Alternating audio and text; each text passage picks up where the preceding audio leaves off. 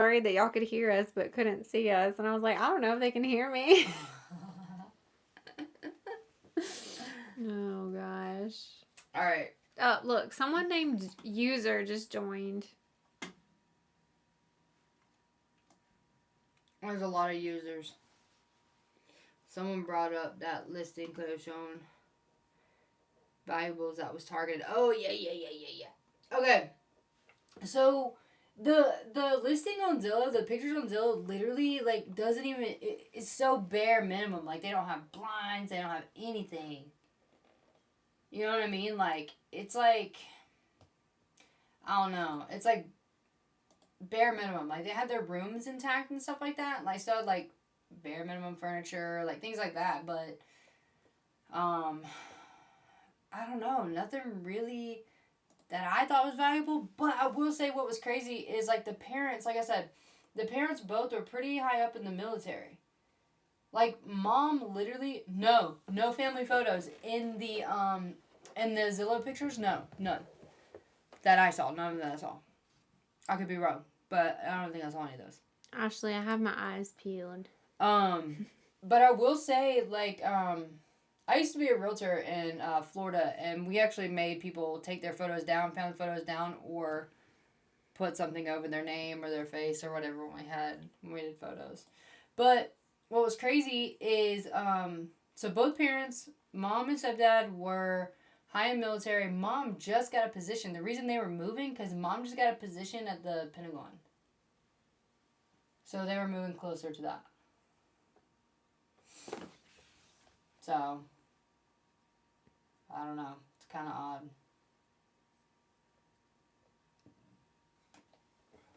So there was no reason, and they couldn't find the shorts and the undershirt that he was actually wearing that day. They pulled surveillance of school. They asked his teachers, no bullying going on, no nothing going on. He's a happy kid. There's nothing, no reason to think that he would do something like that. They pulled surveillance to see what clothes he was wearing that day, just to confirm that he didn't have any of his clothes on. They could not find his jean shorts that he was wearing that day and his undershirt. Like, those are nowhere to be found. Mom even scooped up his, Oh, that's what I said, bookish. I was seriously questioning that. Now, they did do like a press conference type thing, the PD did, and they said that there were no signs of SA, but I don't know how true that is. But that was the same press conference where they were trying to say that the family was crazy and they just couldn't let go. That the family was pretty much attacking them. Yeah, that they had done a thorough investigation and they had determined that this was what it was, and now I'm scared to say anything at all out loud. Yeah, I don't know. But they're saying no. Yeah. But also the fact that the perp would take the clothing. To me, like, when they said they found the underwear on the floor in the mom's room, that immediately, like, was a red flag for me for that. Like, so, why wouldn't he go to his room? And he was so excited to play Fortnite. Like, all he wanted to do was log on and play Fortnite. So he was trying to hurry up and get his stuff done and get his snack and take his little brother up there to the second floor so they can play Fortnite and his little brother can play on the floor with his iPad. I don't understand. So there was no reason for him to be in his mom's room. Is that them? I don't know. So there's no reason for him to be in his mom's room, and he never went in his mom's room. Like, he never really had, like, that urge.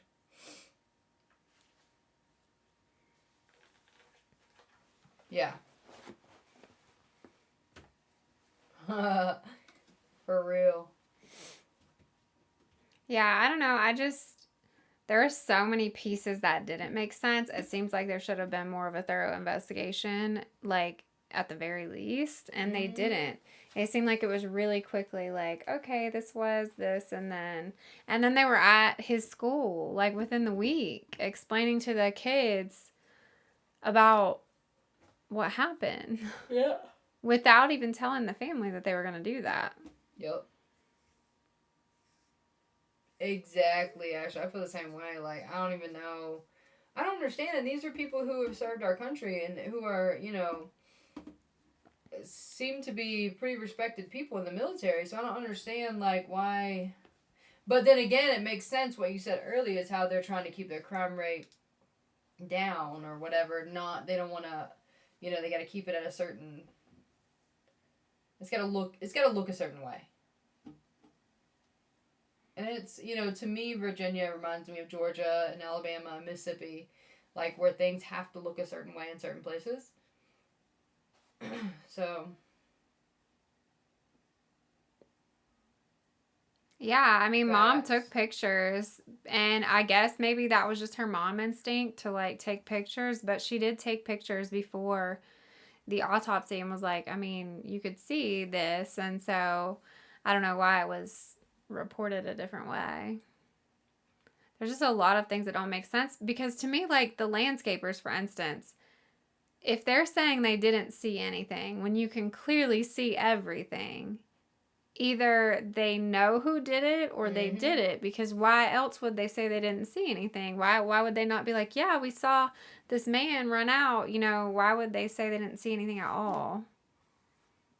Ashley, what up? Ashley, it's been an interesting it's been an interesting moment. So, Ashley, we're talking about a case out of Yorktown, Virginia, April 14th, 2022. Little boy named Sean, 12 years old. It's a closed case. It's pretty much open and closed. And he was found hanging on a swing set. And they marked it as a self-unaliving when the family is like, there's no way. And there's evidence are saying, the evidence that we have read and seen is saying no way as well. He had lunch on the counter for himself. He was watching his little brother. He was about to take the trash out. The trash was all still by the back door. He was super excited. He was about to go play Fortnite. His sister came home about an hour later, found him hanging on the swing set. It looked staged. It just doesn't, it seems very suspicious. And what else was it? Oh, and he was wearing his stepdad's clothing. And the 2-year-old, the mom had asked the 2-year-old about, what he saw. What did he see? 2-year-olds are 2-year-olds. But they'll tell you something. Something crazy happened. They tell you. Usually. They'll rat you out. And he said that someone was chasing Sean to the house. So, he said a friend was chasing Sean to the house. And then the man touched his arm. Yeah, the man touched his arm. But there's no... Next door was landscapers cutting grass next door. No, the swing set was in the backyard. All around this backyard, so all 3 sides of this backyard was nothing but a 3-foot fence. A 3-foot picket fence. Enough to hold in a damn, chihuahua. Yeah. Yeah, the family is reaching out for help right now, and that's why it got sent to us today. They're trying to get podcasters to put the story out, but also to get it on TikTok so it can circulate more, because they haven't been able to get it pushed on TikTok. It's only been Facebook that they've been able to get it put out. So I'm going to post the Facebook page that the family has created. I'll put that in the chat for you guys, because that's where I got a lot of information. The family does a really good job at breaking it down and giving you like the raw emotions that they had right then, because they started this months later. Yeah, right after it happened. And you can read everything that they write, and this is where we got our information from. So straight from the family. So, and it'll tell you it's very organized. Like post 1 tells you all about him. Post 2, it tells you the family dynamic. Post 3, it goes all into it. Ashley, it's so interesting. Look, I just can't get into some things I just cannot get into if it's not real. And true crime is right in my alley because it's real shit. You know what I mean? You can't make it up. Right, Bookish. There's no way that those marks could have healed. They just got not reported correctly, and I don't know why. It's odd. It's like they wanted it to fit into a box, so they just fit it in there and didn't chase any other leads. But clearly it's suspicious. Like, something's weird. So the Facebook is called What Happened to Sean. And there's a picture of, I want to say like an animated picture of a little boy with glasses, I believe. But it's they posted on it last, I think, April this year. But all the posts before, it goes to, Thanks for the follow. it goes to, let me make sure that's what's called. What? Yes, What Happened to Sean, and it says private investigator underneath like that when you search it, and it's 23K followers. And you probably can't see it, but yeah, definitely can't see it. I think from what the family was saying, the case didn't get much publicity, like didn't get out there very much. And so they're just hoping that someone somewhere can help them find some new information that's enough to get police to reopen the case. This is the profile photo. It's like a little animated version of a little boy. I'm telling you, it's the crime rate. Savannah has 3 military babies. Yeah. That's so sad. Especially to think like this kid deserved, at the very least, a thorough investigation. Mm-hmm. At the very least. Absolutely. Like, this page will really get you guys, like, into it. Like, and then also, the family did post, if you have any information or that would aid the investigation, they have an email. It's called whathappenedtoshawn@gmail.com, or they also have a tip line. And that's on that Facebook page as well. But it tells you all about him, the school he went to, the family dynamic. It even shows you the picture, guys. It even shows you the freaking picture of the peach in the bowl that he was about to eat. Literally shows you that he literally just got the freaking peach out and it's on the counter. Like, someone who is thinking of unaliving themselves, I don't think they get all the trash ready to go outside and don't take it out. And turn in their homework. And be super excited on the phone that they're about to go play Fortnite and get a peach out for lunch and then just go. Ooh, when we were stationed there, our neighbor was brought in from New York City for a murder investigation. Yeah, interesting. So yeah, I think that someone close to their home could have been watching him and like knew patterns, knew that, because the mom said he was excited to watch the toddler, meaning like that happens a lot. Like he likes to do that, or she's saying that he likes to watch the toddler. So I think it was a pattern, like for him to be there sometimes by himself with the toddler. So anyone close to their house could have known that. Oh. Interesting. Lori, we were talking about Sean Daugherty, a 12-year-old from Yorktown, Virginia, who was found unalived. And police, like, pretty much immediately closed the case as a self-unaliving. The parents are reaching out for help because it clearly doesn't look like a self-unaliving at all. And so we are just trying to help them push the case out. Find any information that we can. Find someone who knows any information. Yeah, definitely check out. If you guys want to know like more in detail on the story or get a better picture of the story, go check out their Facebook page. It's called What Happened to Sean.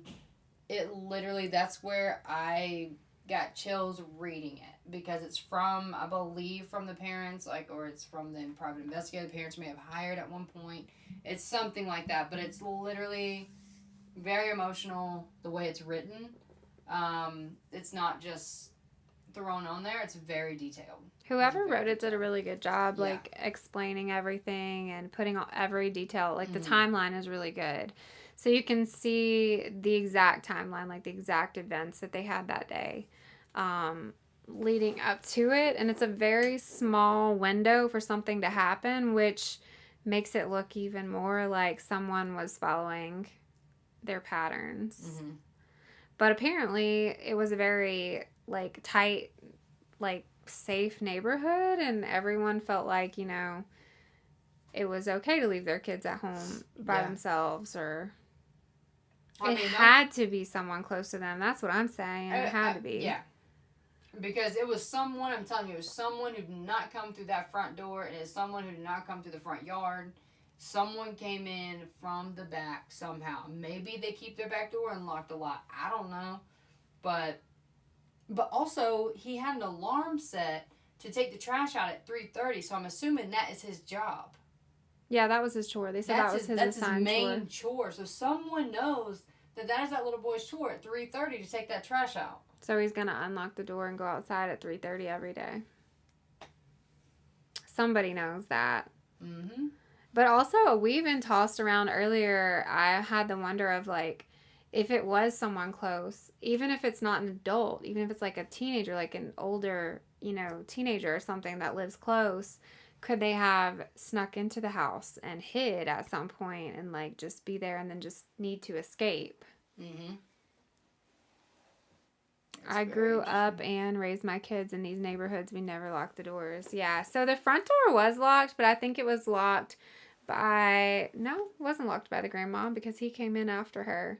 But the front door was locked. The back door was not. Yeah, I think the back door was probably something they kept unlocked. That's totally possible. But also, like, in looking at the pictures, it's literally like the back door. You could take 3 good steps and be in the kitchen where he was. Oh, yeah. Like, it's right by the back door. You literally could just open the door and be right there. It's almost like when you open the back door, like, coming inside from the back patio, you open the back door, and it's just, like, the one with all the glass panels. You open the back door, you're, like, in their little, the breakfast nook. Yeah. You're literally in, like, a breakfast nook where they have, like, a little table that fits, like, a few people, and then, boom, you're right in the kitchen. So it's not, and then like I said, they didn't have curtains up in that area. So in the breakfast nook, they had windows and then the door with all the windows. They didn't have any curtains or blinds on it because they were about to move. They had already took that down. I don't know how long it had been down, but like from the pictures we saw, you can see everything. You can see from the inside of their house, you can see all the way into other people's windows in the neighborhood. Like you can see everything. Do you think I can possibly show that photo? Do you have it saved? Yeah. Maybe. I want to show you guys a photo because you can add a source. But also like there was a snippet of video where they were saying the teachers from his school, from his little middle school, all of his 6th grade core teachers got together and called the mom that evening, the evening like that it happened. They all were like, no, we have to call this mom. They all got together and called her on a conference call to let her know that he had shown no signs of doing that. Like, even they were alarmed. They were like, he had shown no signs. He had no signs at school today. Like, there was no bullying. There was no, like, nothing. He had shown nothing. And so the teachers felt so passionate about it that they thought it was important to call the mom and say, we don't think he did this. All of his teachers. I feel like I saved it under his name. I don't know where it's at. The heck? I don't know. Did you not see me save it earlier? Did you save it to your phone or the computer? The computer. Hold on. Let me see. Did you save it to the Google Drive or to the computer? I'm going to get this photo for you. Wait,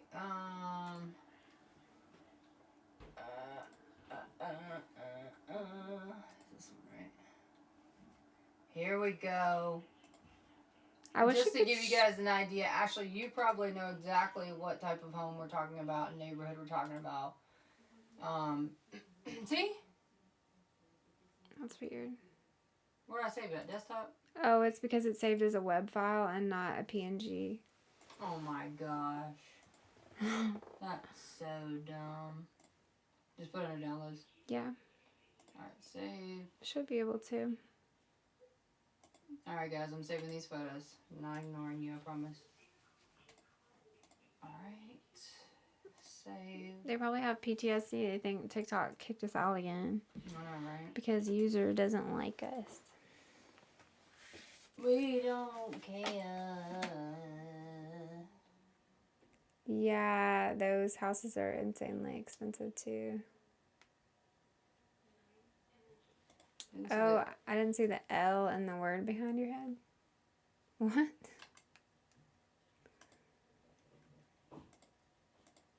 Wow, do you think I would really say that word without the L? Oh, I didn't even know. Jeez. I didn't even figure it out. It took me a minute. Green screen now. That's okay. Alright, hold on guys. I'm almost done. Alright. I'm saving the photos. Trying to get you a photo of the kitchen as well. And the back door. Perfect. Breakfast area is what they say. Alright, and then I think I got everything with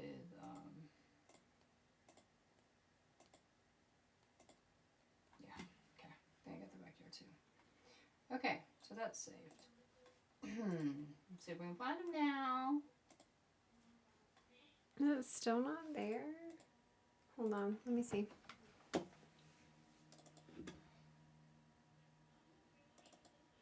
Like, what is this? What is this? I don't know what it's doing. Virginia ridiculously expensive. A basic drive.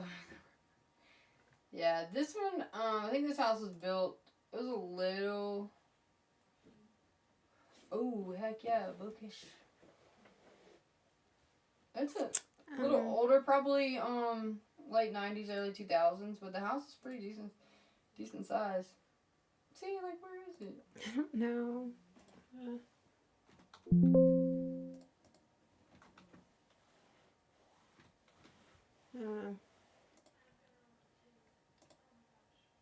Well, that makes 0 sense.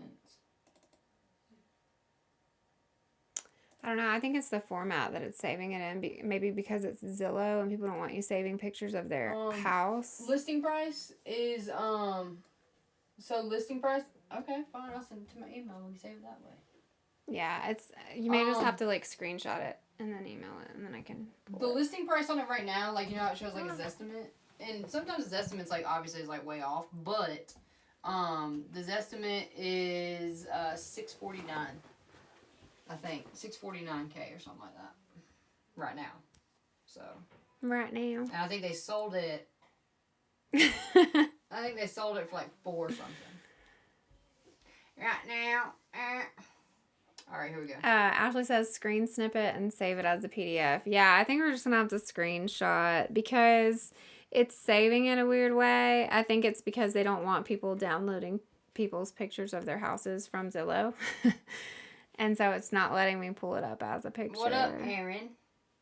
I think that, I think he's innocent. Either A, he's innocent, or he had more people helping him. He definitely didn't do it by himself.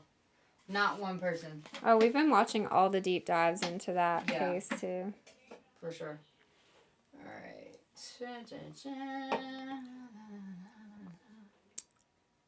Me too, exactly. Yep. Like I'm telling you, he pled guilty. He pled guilty fast. People are like, oh, he would have stuck up for himself. Nah, he pled guilty so this information could come out because they wouldn't release it until he was found, guilty. But if he took it to trial, none of this stuff would come out and we'd have to, like, drag it along. Ashley said this screen snip tool will save your life. Alright, here we go. I'm pretty good with, like, screen recording and stuff, but it's hard in here because we're, like, crammed into the Harry Potter closet.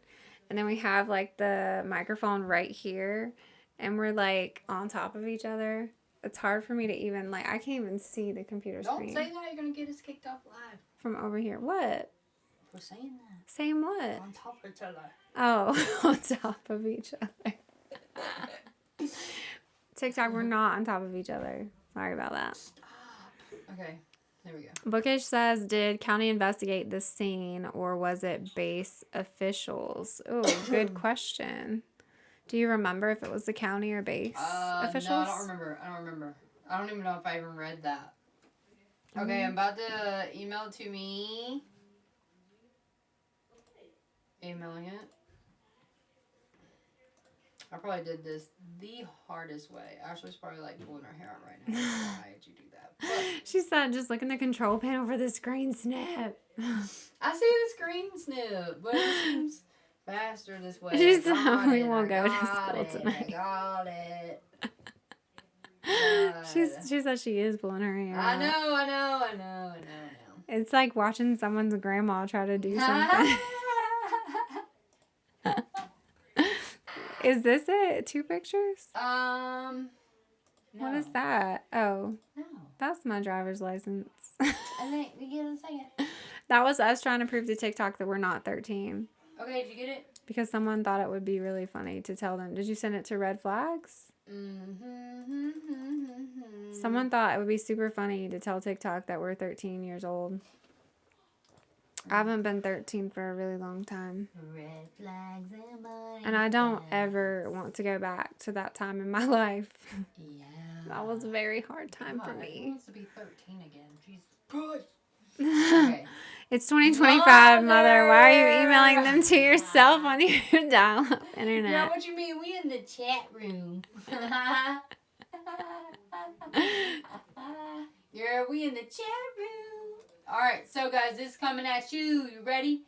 This is... Baby, you have to click that. You have to click the button. Oh. There you go. Stop. Ashley's going to think I'm an invalid. Okay. Alright. Ow. Alright, guys, here is the front of the house. Alright. This to give you an idea, this is the house. So they had plenty of space, plenty of room. Gorgeous, gorgeous. Yep. Okay, so to the left of the house, so the left of the garage when you're looking at this photo, there is the tiny little fence over there. You can't really see. Wait till you see this fence, though. Just wait till you see it. Yeah, so this is the front of the house. This is what we're looking at. This is what we're dealing with. Front door was locked. Garage was shut. Yada, yada, yada. Ready? On to the next.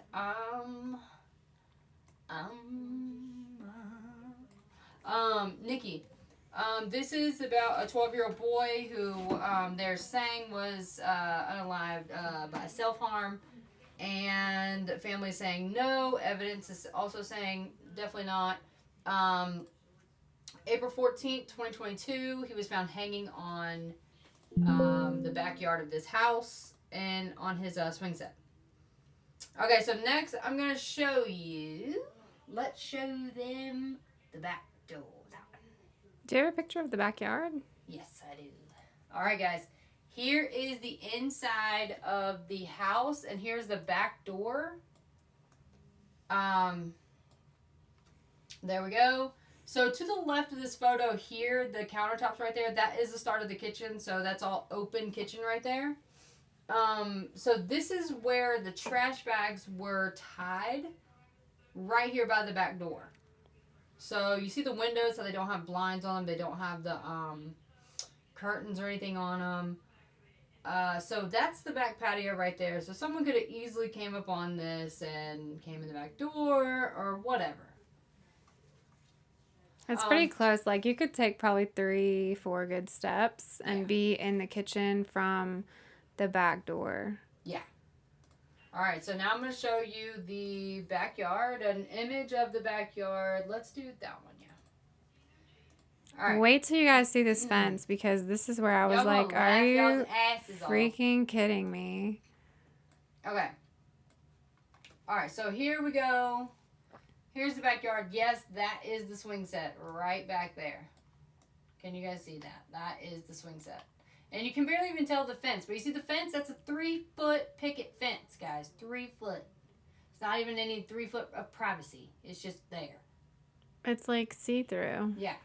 So there's a trampoline right there. To the left, you have the fence and the neighbor's yard right there. I'm also going to show you a photo closer on that swing set. But that is the swing set right there. To keep a dog in, not to keep someone out. Exactly. And it seemed like a lot of these houses in this neighborhood had that. So I don't know if that was an HOA thing back in the day when they built this. I don't know. But yeah, this is what the backyard looked like. So nothing too crazy. Your average backyard. Now I'm going to show you another angle. Let's see. Of the backyard, but also from the swing set view. Is it this one? I don't know. I can't see. Hey, girl, let me see the...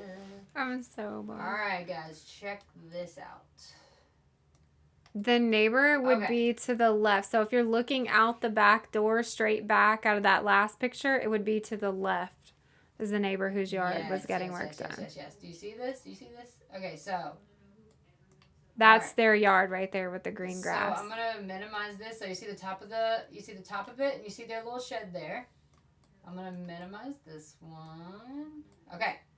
So we're looking at this angle, and we're looking over here to the left. Hey, Tisha. Hey, Corinne. It kicked us out too. Someone reported us and said we were children.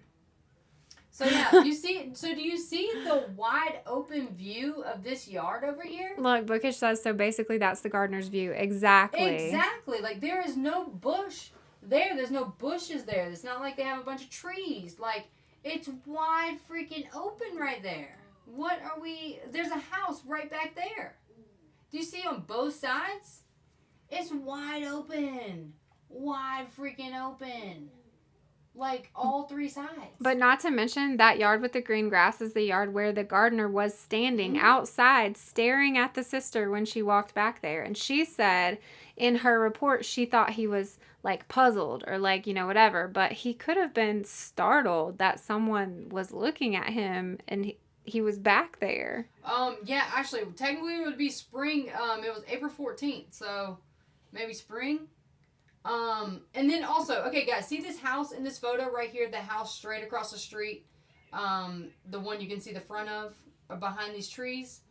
That house is the one who sent the screenshot of the surveillance of the landscaper's truck, and with no contacts and no nothing. So that person could have been watching too. That person right there literally could have hopped two tiny little fences and came over. Oh, Tisha, we're studying the case of Sean Daugherty, 12-year-old from Yorktown, Virginia. Police immediately ruled his case a self-unaliving. The family is reaching out for help, so we were contacted today to try and bring awareness to this case because they're trying to get it reopened. It has been closed as a self-unaliving, but very clearly we don't think that he did this to himself. I'm vertically challenged and I could probably clear that fence. See what I'm saying? 3-foot fence, a 3-foot picket fence. And pretty quickly. Like, I think that you could clear the fence pretty quickly to get in or out, like, whatever you needed to do. Oh, yeah. How do you spell his name? It is spelled Sean, Sean Daught. Sorry, my handwriting's bad. Not a T? Daugherty. I'm gonna put it in the chat. There is no way. Corinne says there is no way he could do it to himself. No, there's no way he could have done that to himself. Oh, Bree's here. Bree said, what did I miss? Bree! What do you mean? You missed everything, Bree. You missed us getting kicked off live because someone jumped in and was being rude and we muted them and then they reported us. Tisha, doing fantastic. Today's been a much better day. I've only had to take one ibuprofen today, and that was this morning. One ibuprofen, guys. Literally, one ibuprofen. That's freaking fabulous. And I did my little video, what do you call that? Or my little... the post-op, yeah. Yeah, post-op follow-up on the phone. And everything was fantastic. Corinne said, I can mod for you. I'll keep the creeps out. I mean, it was immediate. We, like, muted them, and then immediately we were like, your live is suspended. And we were like, what happened? Is that right? Did they at least note the ETA of the gardeners? No. They didn't even question the gardeners. They didn't question any of the neighbors. They didn't solicit any, like, camera footage from anyone. They didn't ask anyone questions. Like, they did nothing. And that's why Mom is so irate. She's like, they didn't do anything. I couldn't even reply, and I'm pretty quick. Yeah, it was pretty quick happening. Tisha. Sean Daugherty, I put it in the chat. He was 12-year-old boy in Yorktown, Virginia, April 14th, 2022. They said it was a self-unaliving, which family and evidence showed that it wasn't.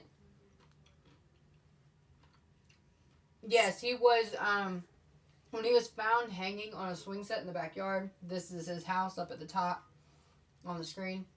Really nice neighborhood, very unexpected. They were military. They were about to leave. They're about to move. He was home alone with his 2-year-old brother. Yes, actually, yeah. Mom said that she had seen spatter on his fingers and she asked them to swab it and they would not. They did not swab it. And so she took a picture of it herself. But yes, his hands were completely bound by a belt that was pulled very tightly around his waist. So much so that the paramedics noted in their report that it was hard to get the belt off of him so that they could properly assess him. Hold on, Ashley. I think I know. I can tell you at least what their ranks are. No. I wonder what jobs his parents had. Oh, yeah. Exactly. I believe it told me the ranks. Yeah, so he had that and then he had a bag. So, like, how could this 12-year-old boy have, let alone planned to do something like that, but then do it? That would be hard for an adult to do. So why is it not considered schmurder? Tisha says. We don't know. And the parents don't know. And they would like to know. And they would like some sort of answers or attention to the case. They're trying to get his case reopened because it is closed. So the way it works, the red tape around like when a case gets closed, you have to present something new evidence, new testimony, new like something new that is enough for them to reopen it or they won't even consider. So the parents are trying to get it reopened right now. They're trying to get the word out and trying to get his case heard and seen so they can try and find someone with something to help get it reopened. A bag on his head, yes. So his mom and stepdad both were lieutenant colonels in the Air Force. All I know is mom just received a job right before. That's why they were moving at the Pentagon. Did the neighbor have a motorcycle? I don't know, but the stepdad said he had 2 different motorcycle helmets in the bag in the garage, and that one of them obviously was the one that the perpetrator used. Yeah. It also, they said it looked like the perpetrator had gone through some of the shoes in the garage to try and pull the shoestrings out, but then ultimately went with the cord from one of the helmet bags. And they said it didn't make sense because Sean, like they had lots of cables in there. Sean had access to other things that would have been a much better tool to use. So it seems like it was in a hurry, whoever did it, to try and stage it. But the strange thing about it is he had his stepdad's clothes on. He's never been the type of kid to wear anybody else's clothes. He was really weird about wearing shoes. Even in the house, he was very, very, very, very weird about it. That's something they stressed. He was weird about being barefooted. Yes. Well, yes. He lived in Yorktown, Virginia, and this happened in 2022. Tisha says no fingerprints or other DNA. They did not swab for fingerprints They tried to say that that the little boy's DNA was the only DNA that was on the cord that they found. Which couldn't even be true because the sister pulled him down with the cord, so we know she touched it. I mean, someone can have gloves on. But we know sister touched the cord. But he was also like, tied down by his belt. His arms were tied down by his side. And they even said the belt was like backwards, almost like pinned in backwards, so that there was no tail in the front, so that it would be like impossible for someone to pull it out themselves. You remember that case in 2022? Is it possible parents have been involved in missions that are high risk? See, the parents actually questioned that. The parents did. The parents were worried about that, but didn't you say something about the neighbor across the street was actually something also and ended up moving like right after it happened? Didn't you say that? No, someone lived in their neighborhood. I think it was the house who sent in the screenshot. Yeah, across the street. And then they said that they had left. They moved out of town. Those people moved out of town. And then the new house that they moved into got raided by the got FBI. raided by the FBI, and they don't know why. And nobody knows why. So there's definitely something weird going on there, something fishy going on there. So nobody really knows. That's why this case needs to be open and reinvestigated by new eyes. Nikki, there were a few cameras in the neighborhood, not a lot. Some people didn't have theirs on or plugged in, but the police did not request any of that footage from any of the neighbors. Actually, who got raided? The neighbor. From what I understood was that the neighbor across the way, they moved out of town. They left and moved to another house. Like right after it happened. And then the FBI raided their new house, wherever that was, in another town, another state. From what I understand. That's suspicious. Yeah, and that's the same neighbor that sent in a screenshot of the gardener's truck to police. And when police asked them, like, where's the rest of the footage? Why did you send us just this screenshot? They refused to tell them any explanation and refused to send them any other footage. No. So I don't know why they were raided. But if you go on the Facebook, and you may find more information I did, but on the Facebook, it's called What Happened to Sean. And it's the little cartoon picture of a little boy with glasses. What happened to Sean? Look that page up on Facebook.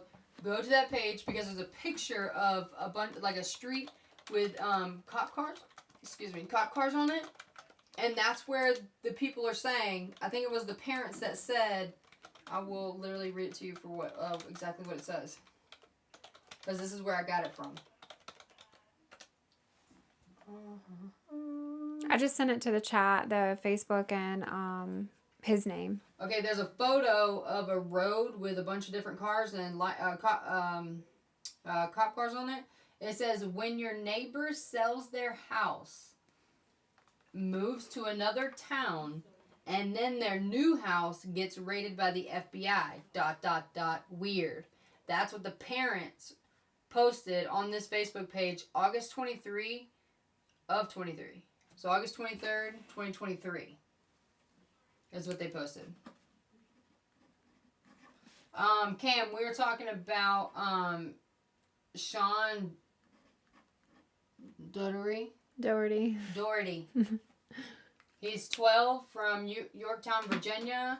He was found unalived on a swing set. They they closed the case in 2023 as a self-unaliving, which evidence and family do not believe that is true. And there's a lot of red flags in there. So Tisha's asking a lot about evidence, and so I'll just update everybody that just jumped in. They don't really have much evidence, and they didn't do an investigation because they ruled it a self-unaliving and closed the case pretty quickly. So they didn't do an investigation. They didn't ask the neighbors any questions. They didn't ask the landscapers any questions. They didn't take fingerprints of anyone that was there or around. They even didn't take fingerprints of the dressers inside the parents' bedroom where the clothes came from that he had on. They didn't really do anything that day, and they actually did come back months later, not weeks, months later, to get fingerprints from the dressers at the mom's request. But at that point, the evidence is degraded. It's happened in Yorktown, Virginia. We were reached out to today because the parents are trying to get the case back out there. They're trying to get it reopened. They know that something wasn't right. They've not stopped fighting for their son. But they're trying to get new attention, new eyes on it, because at the time when it happened, it did, I think, circulate on Facebook there, but it didn't really get a lot of attention, and they weren't able to get it to TikTok or podcasters or anything like that. So they're trying to get it out and find some new information because they're trying to get it reopened. Do you happen to know the neighbor's name? We found the address. So we did some Google Maps digging, and we were able to zoom in and get the exact address. And that's kind of where we stopped before we jumped on live. So we were trying to find the names of the neighbor, especially the neighbor with the gardeners, but we didn't we didn't make it that far yet. Is someone missing? No. So this is a 12-year-old who was found unalived. Police immediately ruled it a self-unaliving and did not investigate. The family's trying to have the case reopened. So if they can get some sort of evidence, some sort of new theory, something, a confession, like anything that makes sense, they can get authorities to reopen it. But it's going to take a lot to get it reopened. So they're just trying to see if anyone knows anything or can find anything. I can read you what the parents wrote, like a paragraph, what the parents wrote on that Facebook page when they first started this Facebook page. So this happened in April 2022, and then they started the Facebook page. What Happened to Sean is the name of it. They started that in August of 2022. So what they wrote is they kind of told you a little bit about it, like his name and where where he went to school, how old he was, things like that. The address, right there. Yeah, that's Sean's address. Yeah. So it says talking about. She says they. So talking about law enforcement. They will tell you we are crazy, unable to let go. They will tell you it was self-unaliving. And it's a cut and dry case. They will say self-unaliving just never makes sense, and they'll wrap it up as that. All we ask is that you pull up a chair, help us out, and come to your own conclusion. We think you'll agree that there are way too many things that don't add up. Help us find out what really happened to Sean. And then if you have any information that would aid the investigation, please email us at whathappenedtoshawn@gmail.com. And they also have a tip line on there as well. I put the address, I put Sean's address, and then I put the parents' names in the chat too. Have you tried True People Search with the address? We had just pulled up the address and the neighbor's address before we got on live, so that's kind of as far as we made it. But we were able to find a GoFundMe that someone in the neighborhood started for them. We looked at it though, and it's not a neighbor that lives close to the house. It's kind of like at the end of the road, and it didn't seem suspicious to us. We searched that person's name in a record search and didn't find anything, so they seemed not super interesting. Yeah, Tisha, paramedics did report, I believe they noted how hard it was to get that belt off his arms that was wrapped around his body with his arms tucked down. Address is 114 Sandalwood Lane. I don't know why it's not showing, and then that's Yorktown, Virginia. And that is the picture of the house right here on the screen. Yeah, the paramedics report alone, and then the mom, and then, the teacher saying he wouldn't do this. All of his teachers saying that. The fact that his feet were clean, because mom noted his feet were completely clean, so clean that she put her face right up next to his feet, and she remembered that they didn't smell dirty. They didn't have any dirt on them. So how did he get from inside the house to the swing set with no dirt on his feet and no shoes on? How is someone going to strap their own arms on their body so tight that it's so hard for someone to undo with a belt? We think, and then how could he do that and then walk out there? That doesn't make sense. He needed his glasses to see. Literally had the worst vision, they said. He literally couldn't see to do anything. So... And he didn't have his glasses on. Yeah, they were somewhere in the vicinity, they said. And they were broken. Around him, but it was somewhere else broken, and a lens was out, and they never found the lens. Also, the clothes that he was wearing was his stepfather's clothes. The clothes that he had on that day at school, that they pulled the surveillance on at school to identify, literally his jean shorts and his undershirt was nowhere to be found. But why would someone put him in his stepfather's clothing? He never wore anybody else's clothing. That was not something that he did. It's just... Corinne says, I wonder if he was unalived then hung from the swing. So what we think is that he was unalived inside the house. We That's think also what parents think, I think. That's what parents think. we think that the perpetrator had like all of his clothes and maybe dropped his underwear out of it inside the parents' room. But we also think that the perpetrator unalived him inside the home, wrapped the belt around him, fastening his arms at some point, either before or after he was unalived, and then carried him out there and staged what they found. Yep. And how you gonna do all that and tell me that little 3-foot fence nobody saw? And how could the gardeners were outside the whole time, supposedly, according to them, Yeah. and didn't see anything? Actually, it's called What Happened to Sean. What happened to Sean? Bex, he was 12 in 2022. He is adorable, bookish. He's like Yeah, super, super cute. And they said he was super sweet, like loved watching his little brother, loved like having the toddler and like fixing snacks for him. So he was super And he excited. seemed like your regular kid, like that loves Fortnite, like 12-year-old that loves Fortnite. He was happy to do things. Like he did have chores. Like his chores was to every day he had an alarm on his phone at 3:30 to take the trash out, and that was to gather all the trash from upstairs bathrooms and the kitchen and take it out. So so he did have Frosta says sounds like someone else's DNA on his clothes, so they changed him. That's what we think. We think that there was like some sort of evidence, so they changed his clothes and they took his clothes with them. They didn't find his clothes. I don't see when you post in the chat. Did you get it? It's called What Happened to Sean, the Facebook page. The address I gave is Sean's address. Did you write down the address of the neighbor that we found on Zillow? So only got the next door neighbor, and I went to Google Street View and kind of walked around. Was it one?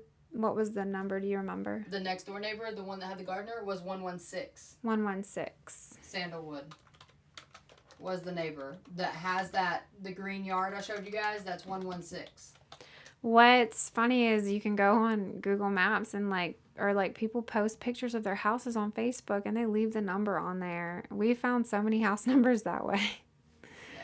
Yeah. But yeah, it was 116 is the neighbor's address. The neighbor that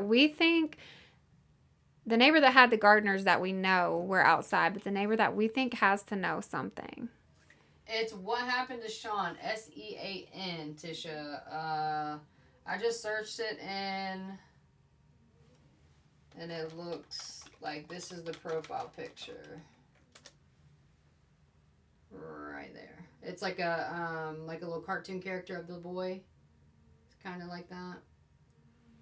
Oh, Corinne said, if this is an area where military families live, a random person can't just walk through. That's true. Mm-hmm. This is a neighborhood. Matter of fact, I have the name of the neighborhood. I haven't really dug into the neighborhood itself, like the actual, like how it was, or if it's gated or anything like that.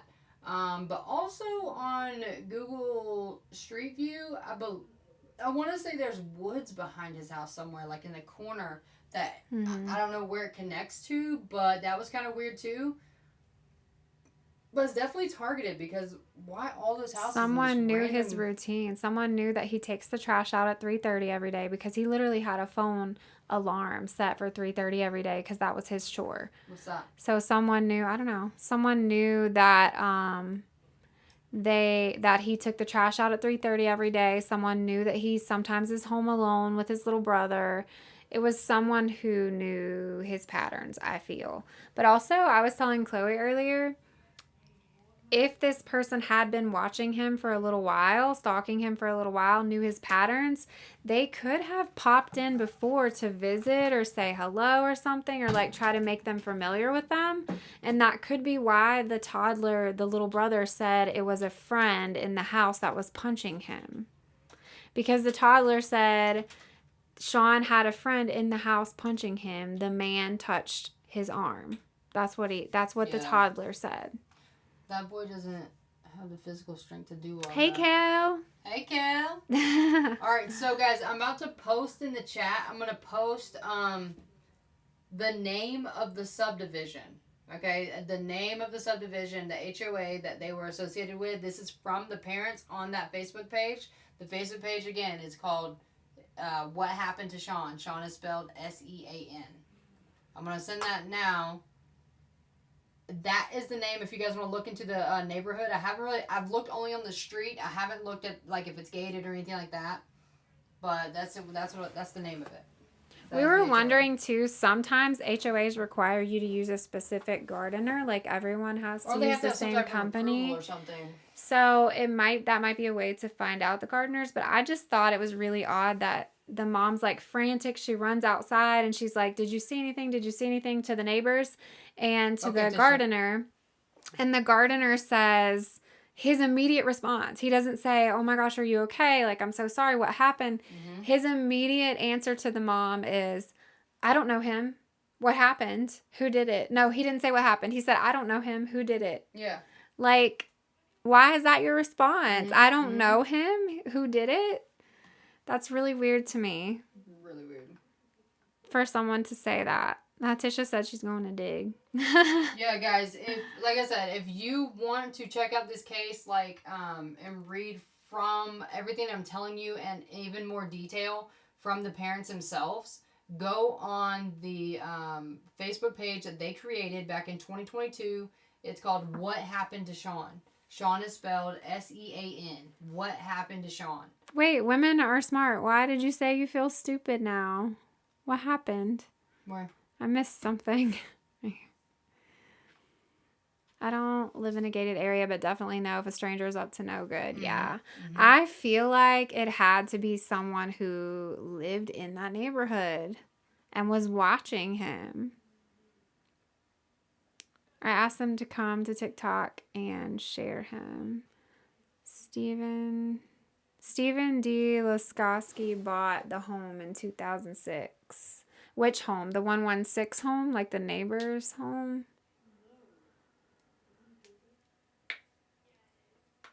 I hope you feel better, Kel. Yeah, Kel. Okay, Ashley says yes. So that's the name of the owner of the 116 house. Okay. I think the 116 house and then the house across the street is suspicious. Mm-hmm. Especially that. And can I show you, hey Ralph, how you doing? And can I also, I'm going to show you the photo of the house that I was talking about, the house that sent that weird photo of the, what was it? The landscaper truck, and didn't say anything. No context. Kel, I'm doing great. I'm doing fantastic. Only had to take one ibuprofen today. What's up? And she went to the store. Mm-hmm. I walked around the store for a little bit. It was pretty cool. I had a great day. I'm going to relax, but keep y'all on. I'm still listening. Aw, okay, Bree. Okay, Bree. Sold in 2022 to Richard Gaffney Jr. The 116 house. Alright, guys. I'm going to put a picture up on the screen. She said, I think. I'm writing that name down. I was telling Chloe, so I actually requested, I can't request the ME report because I'm not next of kin, but I requested the police reports for the incident for Sean. I sent that email at like 3:40 today, so I didn't expect to hear anything back today, but hopefully tomorrow. The only thing is, I've run into the issue before where when I request records from police and they're trying to cover something up or protect something, they redact like everything on the freaking report. So I don't know how redacted it will be, but hopefully I can get something tomorrow. But yes, yeah, that's what I was starting to respond to, and then I got off on a tangent. But yeah, Bookish, whatever complaint or paperwork I can do, I will. I just need to have some sort of evidence or theory or something to submit, because it really takes a lot to get them to reopen. Okay, guys, the photo that I have pinned up here, this is the house. You see the house straight ahead where you can see the front of the house through those little trees across this little fence? That is the house, the weird house. That's the one who sent the photo of the gardener's truck across the street. Also, that's the people who I believe moved and went to another town, and the new house that they went to literally got raided by the FBI when they moved. Their new house that they moved to, not this one, the new house. So the parents thought that was really weird. I don't know if they ever dug into that and found out what happened. But these are the fences, guys. These are the fences. Literally, anybody could have came in this back door of this house. I mean, it's freaking insane how they don't know or how they couldn't figure something out. Let me show you another view of the backyard. Ashley, we do not have the address of the across the street neighbor. We didn't make it that far before we came up here. But attach the photo mom has with the report that's executed the markings. Yeah. So, yeah, the kids were there by themselves, Sean and the 2-year-old. Lovey's Lane, I have requested the information. I just don't know how redacted they're going to send it to me, but I will say I had this case one time where I requested a police report and they were trying to cover it up because it was one of their own. And they sent me back a redacted report that was completely black. Everything on it was blacked out. And I called the FBI and got in touch with their advocate there and let them know what was happening. And they were able to get me an unredacted copy. So if that happens, I may have to see what other hoops I can jump through. But I don't know yet how redacted it will be. Hey, Sweet and Denim. How are you? Welcome. Welcome to the fam. Young Dolly, we are going over a case right now of a little boy called, his name? Sean Daugherty. Sean Daugherty. She's trying to say the last name wrong all day. So he was 12 years old, and in April 14, 2022, in Yorktown, Virginia, he was found by his sister on this swing set right back here. He was found hanging. They said that it was a self-unaliving due to evidence and the family. It is a no-go. That is not what they think happened. They think that there was definitely foul play involved. And if you look at all the evidence that is provided in this case, it's kind of crazy. Yes, very, very, very sad. He was a happy little guy. He was super excited to come home that day from school. He was watching his 2-year-old brother. His mom had to take his grandmother to an emergency appointment. Just right down the road, wasn't far. And his sister was coming home soon too. So his mom spoke with the mom spoke with the little boy at 3:30, and the little boy was like, "Okay, I'm gonna make my lunch really fast, or I'm gonna make me a snack, and I'm gonna take the trash out, and I'm super excited. He's gonna set his little brother's iPad up, and while he goes and plays Fortnite in his room." And he was super excited. So the mom and him laughed about something, and they got off the phone. Well, the kid has an alarm that goes off at 3:30, so his alarm went off. He goes and collects all the bathroom trash in the house, puts it by the back door, ties it up. He got his lunch or his little snack ready. It was a peach out of a jar, and there's literally a photo of that on the granite top counter. There's a white bowl with a peach that he got that was in the bowl. So he was about to eat his peach, and he got all his trash out. And he was about to take it out. And that's the last thing that they see that's even happened in this house. He never got on Fortnite. He finished up his homework, like he said. That was timed at a certain time. But he never even got on. Yeah, 3:09 he did that. He last talked to his mom at 3:30. That's when his alarm went off to do all the trash. So he gathered all the trash. Then his sister came in at 4:50. His sister came to the house around probably, I would say about 4:40, 4:45. Came to the front door. Door was locked. So she's knocking. She's upset because she's trying to get in a hurry. She's got somewhere to go. She's trying to get in the house. So she calls the mom. The mom says, "Hey, your brother's there with the 2-year-old." And she's like, "He's probably upstairs gaming." Let me spell that for you. Can you type in his last name real quick? We'll put it in the chat. So mom comes in. Not mom. Yeah, mom gets on the phone and mom's like, "Look, he's upstairs gaming. So he's probably not hearing you. Just call him." So the sister's 16. She's trying to call, and no answer. Trying to text him. She's like, now she's getting super irritated at this point. So she's like, "Man, I'm just gonna go in the back door." So she runs around to the left side of the house, goes through the gate. The gate is going into this backyard in the picture that you see above here. So she's going in, and she literally that swing set right back there that you see. She's like, she stops and she's scared. She's kind of scared, like, what the heck? She sees this thing standing back there. She's like, what is this? And so she looks to the left of her, locks eyes with the gardener on the in the yard on the other side of the street. And she's like, "What the heck is this?" So she gets about 15 feet from that swing set, and she yells out. She's like, "Hello?" Because she sees something with adult male clothes on, with a bag over their head, with no shoes on. She can't tell who it is. So she gets closer to it after she says hello. She starts looking at the hands, and she's like, "Oh my God." And she realizes it's her brother. It's her 12-year-old brother. So she instantly, like, just slings him off, like, takes the rope off or whatever, and calls 911 in one hand, and she's undoing him in the other hand while she's calling 911. And she's doing CPR and all these things, and until EMTs get there. EMTs say that it is so hard. His arms are bound to his side, like stuck to his side, so hard that it is hard for them to undo the belt, to loosen it, to get his arms off his side. Yeah, he was found hanging. He was barely hanging with the string underneath his chin, but his knees were his legs were bent. Yeah. And he had plenty of clearance to be able to stand up if he just straightened his knees, he would have been stood up. Yeah. So he was grazing the ground with his legs bent, so like knees to ankle on the ground. They're trying to say that, he bound his own arms by his side with a belt, okay? They're trying to say that he did that to himself, and then, so he wouldn't be able to undo it. Okay, so first off, the little boy had no reason to do that to himself, right? No sign. They went through his devices and everything. They had no sign.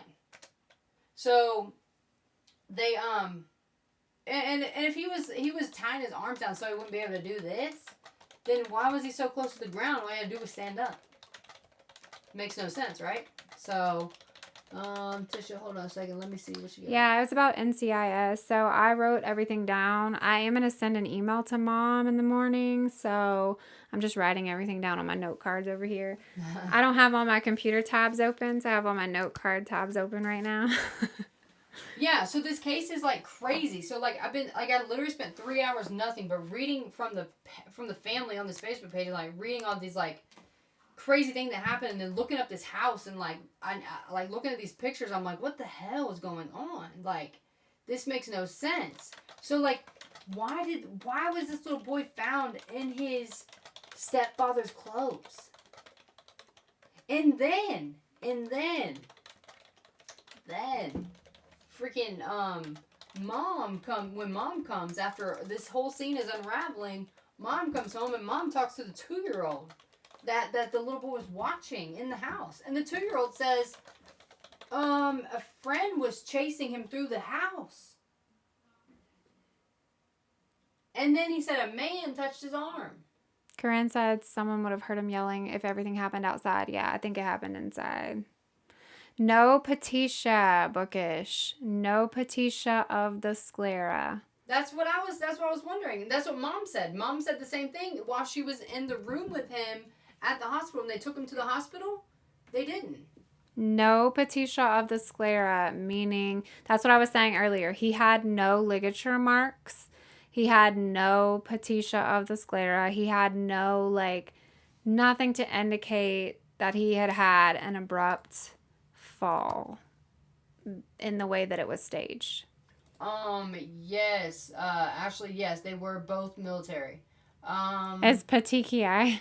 I've always said Patricia, even when I worked in the hospital. I don't know. I've heard people say it both ways, but also I'm from the South, so I think everybody in the South probably pronounces it differently. I've always said petechia. Also, I don't have parents, so I'm sorry. I say petechia. Nobody taught me how to say words. All right, we're gonna put the name and. Oh, Ashley has names. All right. What's his name?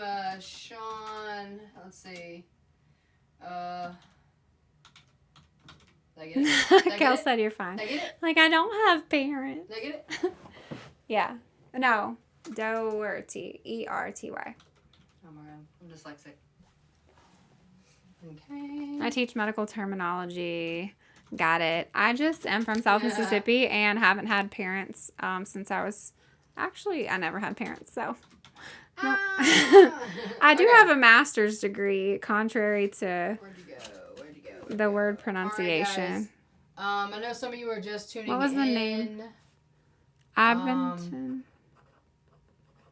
Hold on a second. Okay, there you go. Is that Joy? Joy? Mm-hmm. So Joy, I just posted it for you. Just posting the name up there. Sorry. Ashley, the name got lost in the chat. If you can retype it in. I wrote down AB. Oh, there it is. Don't even hear me try to pronounce that one. Dougal. So, guys, Facebook page, if you want to deep dive into this, the family made the Facebook page. It's called What Happened to Sean. They have literally some raw emotional posts on there. It's very detailed. If you want to read more into it, they have great posts on there. And they kind of tell you what they know. Pretty word for word, too. So, Ashley, Weird House is 112, correct? That's the one you're saying is Weird House. Pin it. There's so many comments. I'm lost. Okay. Yeah, heart definitely hurts with his family too. Property owner before that was Philip N. Thank you guys for the gifts. I appreciate you. Got it. Thank you. I'm in Virginia and never heard this case. Yeah, so from what the parents were saying is that the case didn't really get much attention and they very quickly closed it and called it a self-unaliving. So it's been closed. Yeah. Ashley, I think I got all the names. But if it would indicate the manner or asphyxiation. She is her 95. Hey, awesome. That's great. No, we're not sisters. We are friends. We're best friends. We are best friends. We're actually married. We actually started a true crime podcast not long ago, and because we both enjoy doing this and really getting the word out. Like, you know, I tell everybody, all of our people in here, I literally say, if I ever go missing or if I'm ever, unalive. No, Kylie, you're totally You're fine. okay. You're totally fine. If I ever go missing or I'm unalive or something like that, and it just doesn't seem like me, I would hope somebody would literally speak for me when I don't have a voice. So that is why we're here, and that is why we love doing what we're doing. Because these people do no longer have a voice. Aw, thank you, Kel. Thank you, Thank you, DJ Kel. Sparkle. Aw. Thank you guys, you're sweet. A Brian K. Skinner that was a trustee of that home. Okay. Thanks, Kel. If I go missing, no, I didn't because I don't. You see? See what I'm saying? Wait. I know. When the live cut out earlier, I was like, they're gonna think something happened to us. Oh my God. Joy. My nephew passed almost the same way. Hanged but on his knees. Yes. Wow. So was that foul play involved? Or was that ruled off as self-unaliving? I was so sad when the live cut out. We were too. We were like, what just happened? I know. Was found in a bag of the Santa Ana Freeway. My first story is about Joshua Lee Walden. Me too. Wow. That's cool. She has her 95. We'll have to what's your podcast name? Cuz we're on YouTube, we're on Spotify and Apple Podcasts as well. Actually we did a YouTube video on this too. Oh, both guys in the trust for the house are high ranking in a banking position. It's called Please Don't Steal My Shoes. Oh, that's okay. cute. Thanks, y'all. Aw. You're on TikTok too. Yes, I actually happen to be on TikTok too. We're on TikTok. You said, ooh. Just want to stand out. That's really That's cool. cute. That's awesome. I mean, we have a standoutish name too. Red flags and body bags. That's where it's at. And we met some pretty freaking cool people on here. We have an awesome group of people on here that literally we can toss up a mystery out here and they're like on it. They're like, let me go figure it out.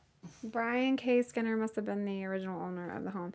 We have the best TikTok family ever. Yes. Love our group. Love our group.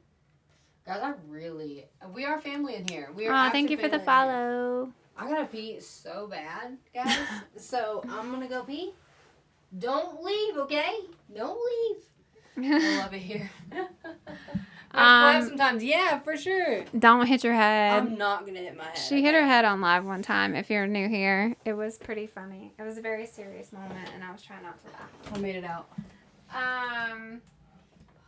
I would love to collab. She is her 95. So let us know. Send us a message on TikTok, or send it to our email. It's redflagsbodybags@gmail.com. What about violent offenders in the area? So I had that thought, Bookish, of searching that, but the time, like, it wouldn't be current, so I don't know if I would be able to pull for that year, like around that time.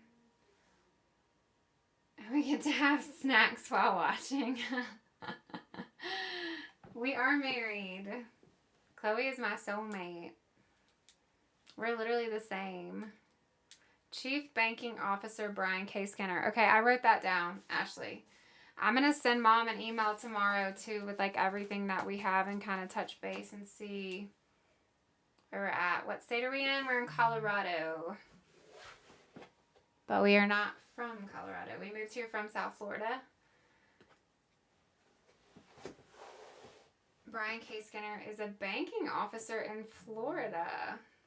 Interesting. So I'm thinking like the neighbor across the street, the one that sent the screenshot of the gardener's truck, may have been trying to deflect. So I'm wondering about them, especially since they left and then got raided by the FBI. This is not someone that we know personally, Joy. It's kind of interesting because yesterday we got sent a case by a family member, and then today we got sent this one, and they were asking us to get the case out there and help them get attention and information because they're trying to get the case reopened. Yeah, the 112 house, the weird house across the street, that is the neighbor that after everything happened, sent a random screenshot of the gardener's truck to police. Police asked them why. They gave no context. They wouldn't explain. They wouldn't send any of their other footage, like the actual video that they screenshotted it. Oh, thank you. That they screenshotted it from. But they moved right after the unaliving happened. And their new home that they moved into got raided by the FBI. So we don't know what motive might be, but the fact that he was undressed and redressed and his underwear were on the floor lets me know that it could potentially be someone who's interested in children. Hi, Vivian. Were the gardeners at the scene when the cops showed up? Yes. They were actually standing out front watching all the police. Hi, Vivian. So the gardeners were there. Yeah, the 1112 house is across the street. The 116 is the house that's like right next to theirs with the gardeners. Check out your TikTok message. Oh, Vivian has tea. I like tea.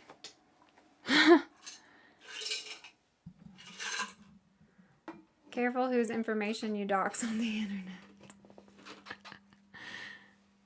116 could have been refusing because he was doing illegal stuff.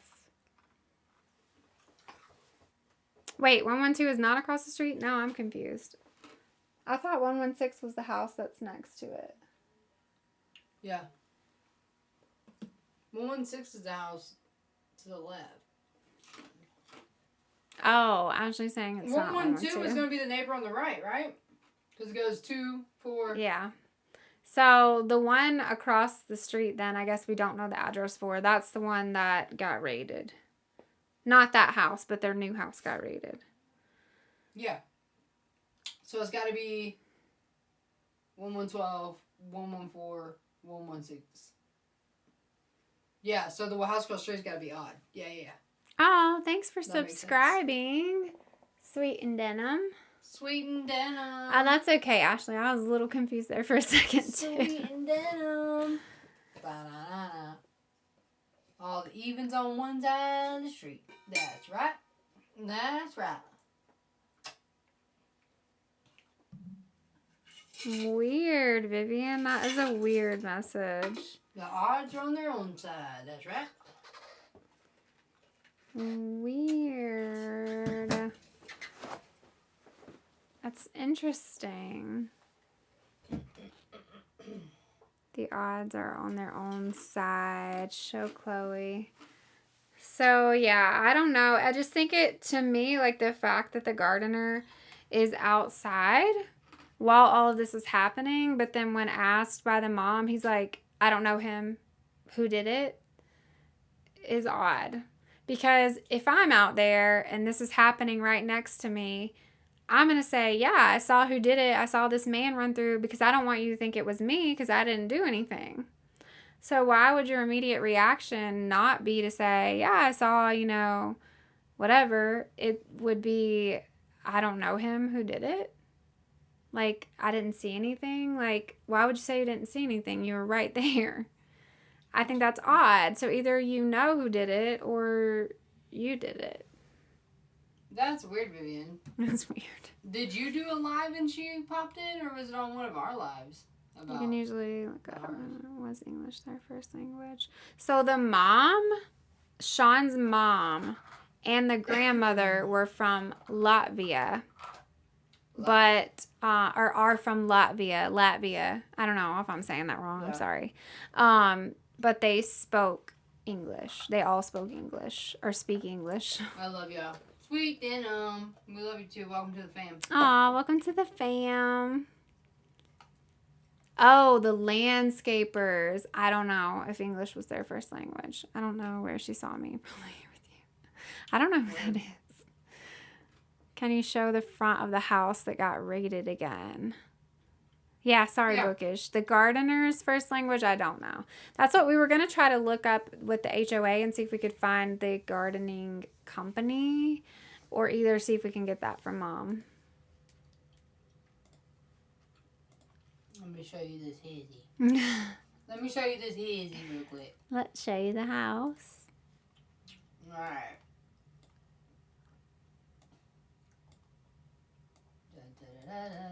Oh, she made it home. She went back to work. She said to tell everyone that she made it home. Kel's asking how your mom is. Oh, yeah. She said tell all the live friends that I made it home.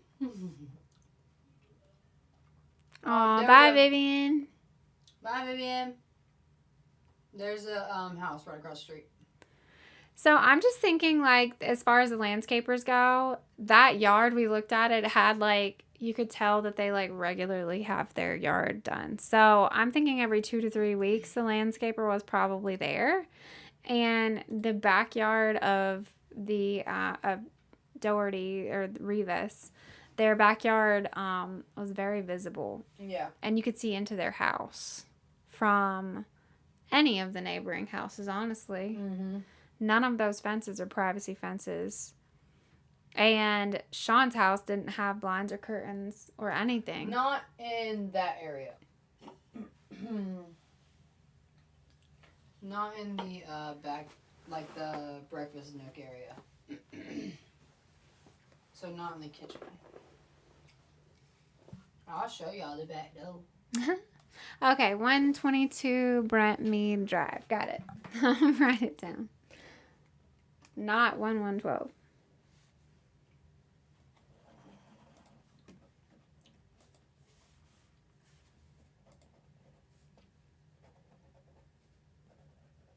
Brent Mead Drive.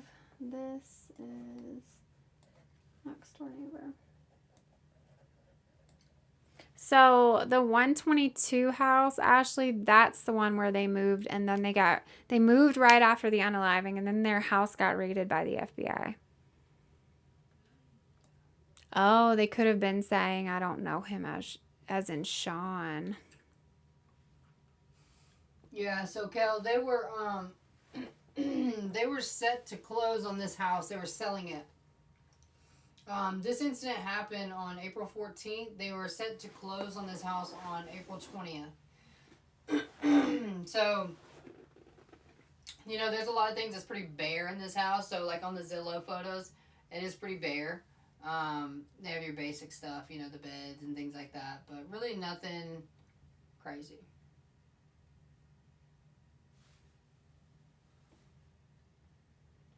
On him investigating for the dog.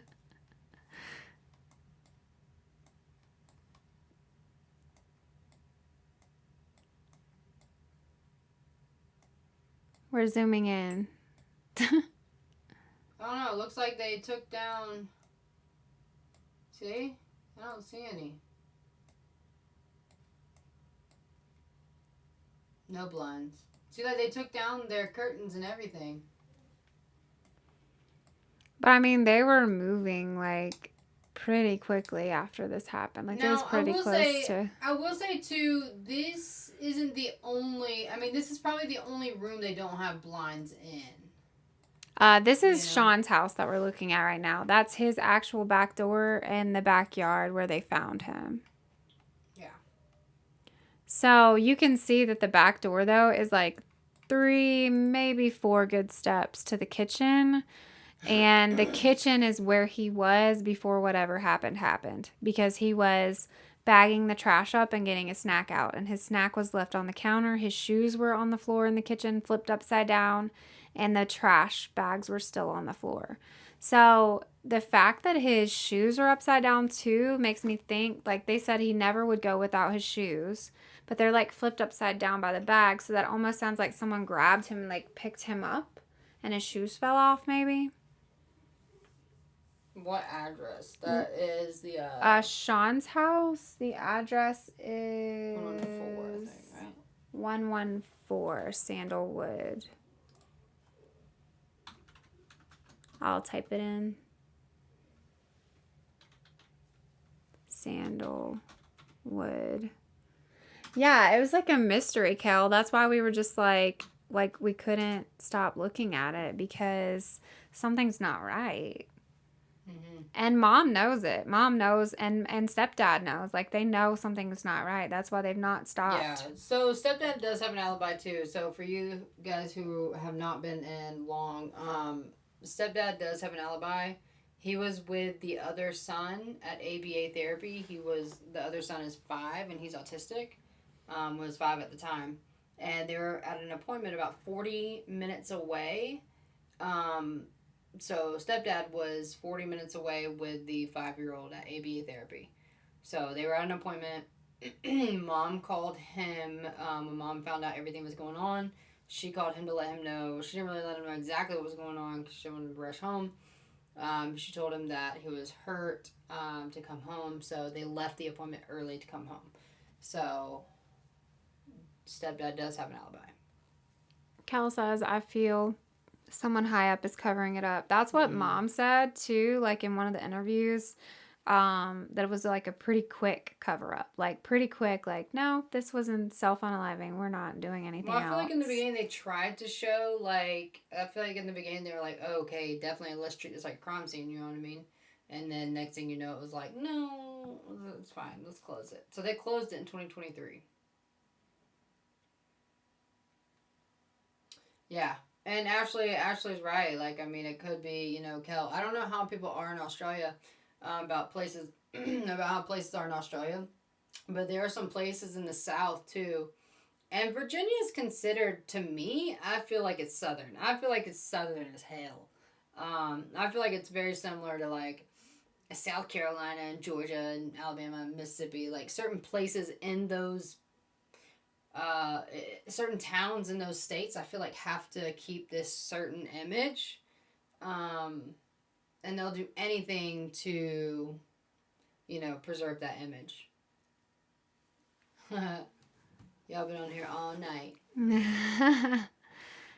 We've been stuck in this case, like something's just not right.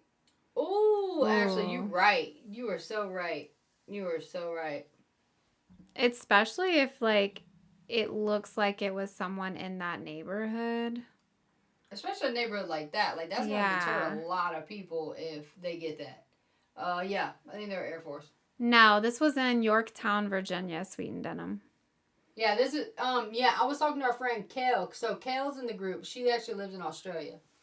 Cal's pretty cool. Yeah, Kale's cool. But yeah, this case is Virginia. But yeah, actually, yeah, they were Air Force. I live in Virginia, North Yeah. Carolina, and I consider it Southern. Definitely. Yeah, I consider it Southern too. I can see the urgency to protect the integrity of the neighborhood or to protect the neighborhood. Okay. Air Force is treated very different, bougie and nice. No one would move there. Yes, I could see that. I knew some people in the Air Force. Uh-huh. In Australia, if there's a murder in Australia, the real estate agent has to tell. Purchasers. Interesting. Oh. So I know in Florida, I'm not sure about here, but I was a realtor in Florida. So as a real estate agent in Florida, we did not have to disclose those things. We did not have to disclose if there was a murder. You don't have to tell anything in Florida. No. You didn't have to tell if there was a murder inside the home. You actually regarded that. You disregarded that. If they asked you, you were like, not that I'm aware of. Anyway, look at the Anyway, do you like this blue wall? You could put a pool back here. Like, did the family have any work done on the house? I do not know about specific. Not that I know of, because I will say they wasn't there long. They were not there long. They moved there, I want to say maybe 2021, during the pandemic. So, because I remember them saying they didn't really make a lot of friends, like, because of the pandemic in that area. And they're also military, so they're constantly moving around. So, maybe a year, a little over a year. So, they wasn't there too long. So, I don't think they really did anything to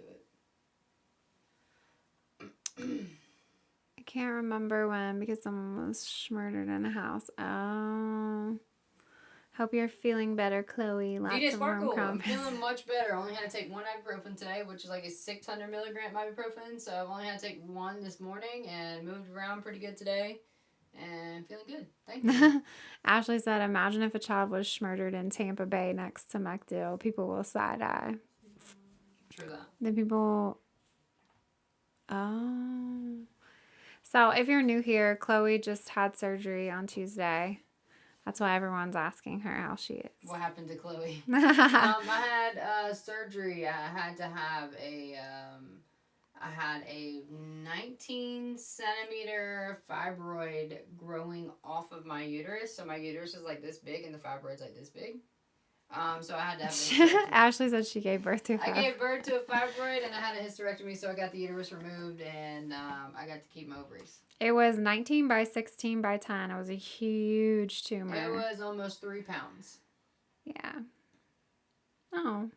Nice. Mine was on the outside of the uterus, which is pretty rare, so, and I had no other ones. It was just one. Jenny said congratulations. Congratulations, yes. I don't really know the gender. We named it Becky after Rebecca Haro because it had to go. Yeah. 22 weeks gestation. Kylie, those I heard were painful. Mine was not. Surprisingly, mine's like this big, and it was not painful somehow. But FYI, the property search lists the layout of the home, and the Zillow listing has the kids' names. Oh. Interesting. Kayla, where you been? Where's Kayla? It said, hola.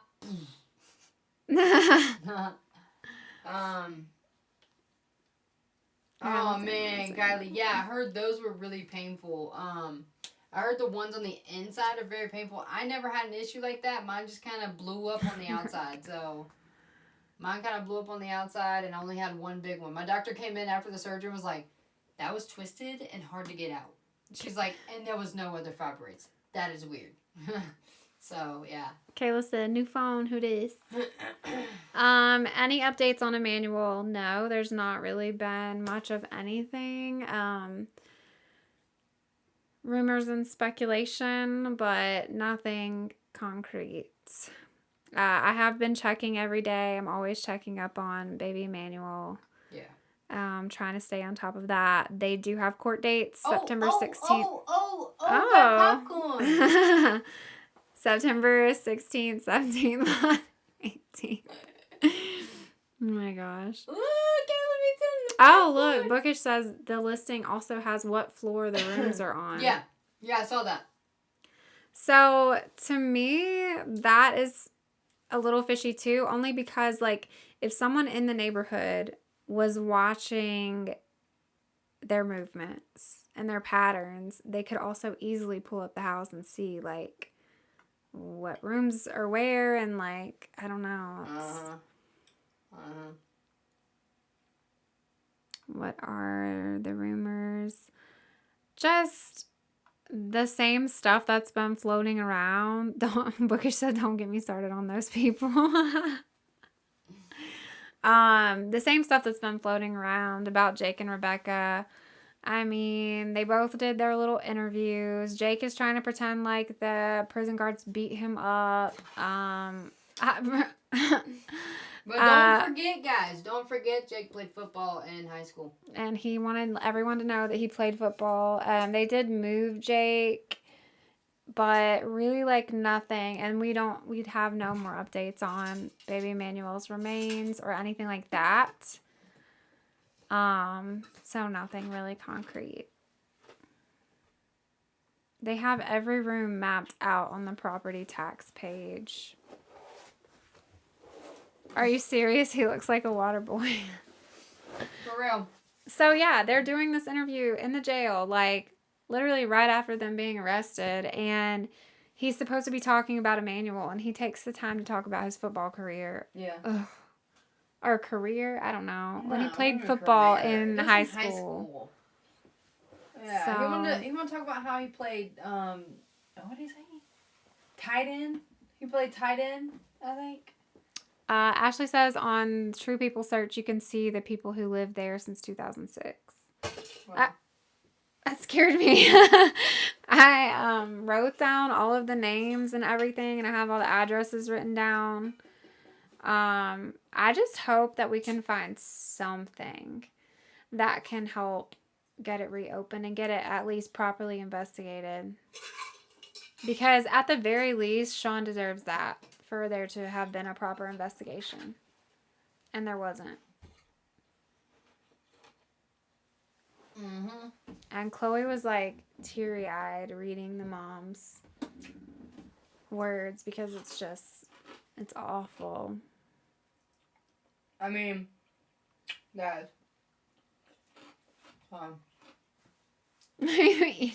Guys.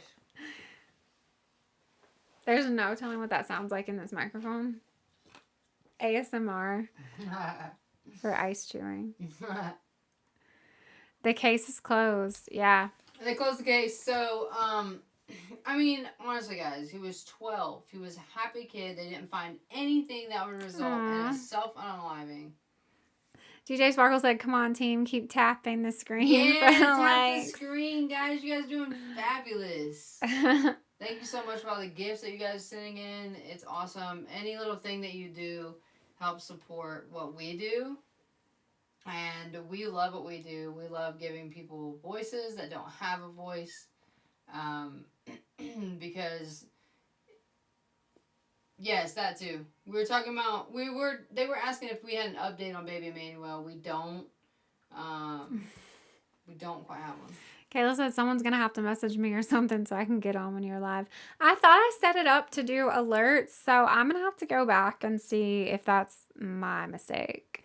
If I upseed it. Yeah. But we will try to remember who's going to take on the responsibility. Well, it's not me. So, yeah, if this was me, like, you know, in these missing cases that we cover, if it was me, like, I would hope somebody gets a hold of my case and takes it seriously and just gives me the voice that I don't have anymore. So, and also, like, the justice, like, you know, like, I have a huge thing with, you know, the justice, like, not getting justice for these people. I'll put it in my will to call you girls. Aw. We will not stop. We will span the edges of the earth, Kel. We will not give up. We're Yeah. pretty relentless. Yeah. The freedom movement would look for me. I mean, really though, like at 12 years old, like you barely. Oh. What? Ashley says, I think I'm on to something, guys. What you Spill got? the tea, Ash. I mean, at 12 years old, bro, like that, and you're a happy kid, and someone puts that on you like that, like, I don't know. I found court documents, Ashley says. Uh-oh. Ooh, Ashley always has us on the edge of our seat, like. What you got? Kayla coming in with the gifts. For one of the people that lived in the house. Which house? Yeah, which house, Ashley? The weird house? Across the street. I told you that. That house is weird. Okay. Wait, the weird house across the street that took a picture, or the actual one across the street? The screenshot house. The screenshot of the gardener's truck house. Okay. Oh, a BFF necklace? Oh! Finger hearts? Yeah, Kayla's in the chat. His name is David B. Andrew. David B. Andrew. Because don't think I won't hunt down David B. Andrew myself and ask him questions. In a nice way. Yeah. So guys, I'm telling you our goal. I'm literally manifesting our future, and I'm telling you right now. If you guys have ever seen the show Catfish, where Catfish literally gets a case in and they investigate the case and then they fly to wherever the case is. Yeah, that's what our goal is to do. People are going to send this case, and people are going to send us the case, and then we're going to research it, and we're going to fly out and then literally give you all the details. Yes, then you can come to Australia. Yes, and we'll come to Australia. And we'll do all the cases in Australia. Like, we've had so many people tag us in all these cool, like, crazy cases. Like, today was this one. Like, somebody tagged us in this one. Yeah, there's just so much. Working as a victim's advocate, the mushroom lady. Oh, I saw that, Kel. Ooh. I actually had that on my 60-second news report. Oh, I didn't post that. Oh, Lord. Oopsie. The mushroom lady, yeah, she got 33 years. Good. On and live and everybody acting like she don't know what's happening. Let me post that really quickly. Yeah. But yes, I did see the mushroom lady today. That was a crazy case. And her pictures where she was crying. But yeah, as a victim's advocate, that was something that all of the people that I worked with in Florida, that's something that they would always say about me, is that I could interrogate people in a nice way and get them to speak. I don't know. So don't think I won't hunt David B. Andrew down and interrogate him. Different names. Oh, maybe multiple aliases. Which would explain the whole, like, the neighbors saying that they were weird. Mm-hmm. Or, like, not weird, but, like, sketchy. Or, like, not sketchy either, like, secretive. Yeah, like, they weren't very, outgoing, I guess, they didn't really include themselves in things, let's say that. They were to themselves. David B. Andrew. So that might not actually be their real name. So for everybody in the live that's new, we are covering this case. He's 12 from Yorktown, Virginia. Was 5 people. They were he was unalived in 2022. They have closed the case saying that it was a self-unaliving, but evidence and family is saying that it was in fact not self-unaliving, which me personally, from everything that I've read on this case and what I've seen, I don't think it was self-unaliving. That's why I want to put this case back out there. They are fighting right now to get this case reopened and to get it looked at with fresh eyes, which I really think that would be a great idea. There was no reason for a self-unaliving. And also, they don't even know a motive of someone else. 2 unalive. So it's very interesting case. He was found, did you say, dressed entirely in his stepfather's clothes? Yes. His clothes were never found. The only thing that was found that looked like it may have been dropped as someone was trying to exit the home or a room with his clothes, because his jean shorts and his undershirt were never found. There's the names. Were never found, but his underwear were found in the parents' room outside their closet on the floor, like someone had dropped them. Someone had put him in his stepfather's clothes. His stepfather has an alibi. He was with the other son at an ABA appointment, like 40 minutes away. He was nowhere to be found. He is cleared. I think that name is on that GoFundMe. What name? David B. Andrews. But yes, he was found in his backyard by his sister. His sister was 16 at the time. She was trying to get inside. The front door was locked. Mom and grandma was at an appointment. Sean was inside with his 2-year-old brother. His alarm went off at 3:30 to take the trash out, because that's what he did every day. He collected all the trash from all the floors, second floor, and had it all piled up by the door. Had his snack that he was going to have. He was super excited about to jump on, play Fortnite with his buddies. And he had his snack on the counter. It was a bowl. It was a fresh peach that he just put in a bowl. And the trash was all by the back door. He was a kid that was really weird about wearing shoes. He could not be barefooted. He could not be barefooted inside or outside. So his Crocs were found flipped upside down next to the trash bags that were all tied up by the back door. And he never made it to take the trash out. And he also never made it to get his brother to his room so they can play Fortnite. And he never made it, he never ate his snack. Never took trash out. Sister found him hanging on the back swing set. I think that name was on that GoFundMe. One of the 2 GoFundMes that we looked at. Possible. We can look those up. I can pull that. My photographic memory is pulling it from there.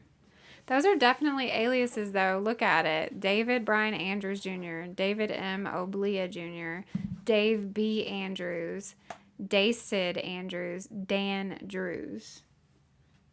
Wow. How old is this young man? What is the story? So Sean Daugherty was 12. Was found unalived in his backyard, very suspiciously. Family does not believe that it was self-inflicted. However, police immediately ruled it self-inflicted. Bookish, what wife died? How can someone have so many names? I know.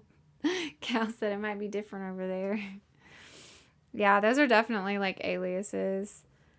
Yorktown, Virginia. 2022. What is? Oh, the co-owner to 116. Interesting. I wonder what circumstances that was under.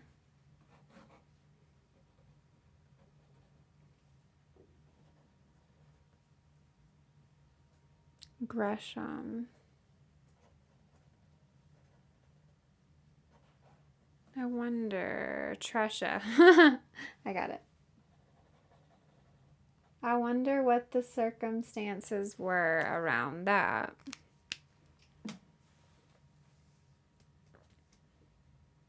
I'm super suspicious of the across the street neighbor. I was initially very suspicious of only the landscapers, but that across the street neighbor... I mean, unless the landscapers were in the front yard, I just don't see how they didn't see anything. I know. Well, he had to have been in the backyard because the sister said she locked eyes with him when she went back there. Yeah. Like looking at him over that little bitty fence. Sounds random. Someone saw and went in going to act. Yeah. I feel like, especially like hearing the mom talk about Sean and talk about like their home life and how everything was. They were very like, they had routines that they stuck to. Everyone had their own specific chores. They had sports schedules and things like that. But they were kind of like creatures of habit, and the patterns would have been easy to figure out. I wonder if when the sister's older, she may remember. I mean, I'm sure she's traumatized by finding him like that for sure. But I wonder the toddler, the little brother, if he was ever able to like say anything else too. Did that couple in California go to court on the 4th? I never heard about it. The ones. They went to arraignment. If you're talking about Emmanuel Haro's parents, they both pled not guilty. They're both held on a $1 million bail, and they have pre-trial September 16th, 17th, and 18th. Reach out to the mom and see if she'll go. Yeah, the mom is already like reaching out, trying to get it put on podcast, and we are doing an episode. So I'm gonna send mom an email in the morning too. I don't see that name anywhere. You're welcome. On both GoFundMe's. Yeah. So But there was a few anonymous, so not much of an update on Emmanuel Haro for sure. yeah. But I actually can say something. I can't say much of something because I'm not supposed to know the something. And I since the beginning of this, like, do not want to degrade the integrity of the investigation at all. I think that secrets are good in an investigation, and it's okay if we have to wait until trial to find them out, because if that means that something's not going to get like messed up along the way and someone's not going to get away with something that they did. So I'm okay with not knowing all of the details just yet. And only knowing the facts of, what's been shared or things like that. But I do know that I don't know. I can't tell you specifically if it's Rebecca's team or just the detectives in general, because this person wasn't 100% sure. Yeah, too much has been shared with the public for sure. But I think that based on my judgment of what I was told, I think that Rebecca may be leaning on, I don't know if she's wanting to, but her attorney may be leaning on trying to pin Jake with the wound, the bruising that she had. Oh, yeah. So that's all I know about that. But yes, I agree, Bookish. I think too much was made public, and the integrity of the investigation can be hurt by that. So, I'm okay with not knowing everything. But yes, Bookish, I can't wait until they turn on each other. That's all I got to say about that. Yeah, I don't think that she's choosing to turn on him, but I think that is the only option at this point. So yeah, there is definitely a push to find ways to pin some things on him. Yeah, for sure. And that is direct sourced information. But yeah, I won't share any other details because I don't want to. I don't want to know everything. I want it to be a good case. I would have split by now. She must be scared of him. Yeah, I don't know. I don't know exactly what's happening there. What the heck? What? Oh my Lord. I don't know what is going on with the people that keep coming in tonight. But They said the book. they got blocked, not muted. Yeah. trolls about. Kayla, where you at? I think you have trolls, girls. We do. Something, I don't know girl. what is happening. Like somebody popped in earlier, Kel, and told me to stop talking. No, they told me to stop talking. No, you were talking. They said tell the blonde to stop interrupting. No, somebody told me that. They were like, stop interrupting and let the blonde talk. And I was like, yeah, no, that was to me. I don't know. I'm just listening to you while I clean my craft room. I love craft rooms. You have a craft room. So yeah, then Kel, we got kicked off live. Somebody reported our live. We got kicked off. So now we're not muting anyone. We'll just block them. Thank you, Kathleen, for the follow. Guys, if you're new here, welcome in. We are Red Flags and Body Bags, and we're a podcast. We're on Neither YouTube. of us are red flags, though. I'm not a body bag either, but well, we are a podcast channel. We are on YouTube, and we're clearly on TikTok. We're on Spotify and Apple Podcasts. We love to cover cases, missing cases, any cases that you feel were suspicious. Feel free to send them in, or if it's never been covered, feel free to send them in. We like to come on live and talk about cases that are missing cases or cases that are wrong. What would you say, like wrongfully or just suspicious? I'll say. How dare y'all get me interested in another case? But it's really, we love giving voices to people who do not have a voice or no longer have a voice, or missing cases. That's very sad. Kel, we love you and couldn't imagine our life without you. I think that not a day goes by. We're like, wonder what Kel's doing. I wonder what time it is there. I wonder what day it is for Kel. Yeah.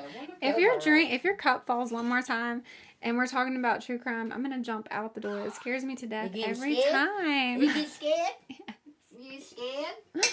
Oh So my yes, gosh. eventually we both have full-time jobs, and right now I am on leave right now from my full-time job. I am a massage therapist. I work with kids with physical and mental disabilities, a lot with autism. So dealing with cases with kids is a very special place in my heart because I understand that a lot of these kids are misunderstood, and some of them do not have a voice. I'm on leave right now because I had a surgery, so I'm out of work for the next 6 weeks.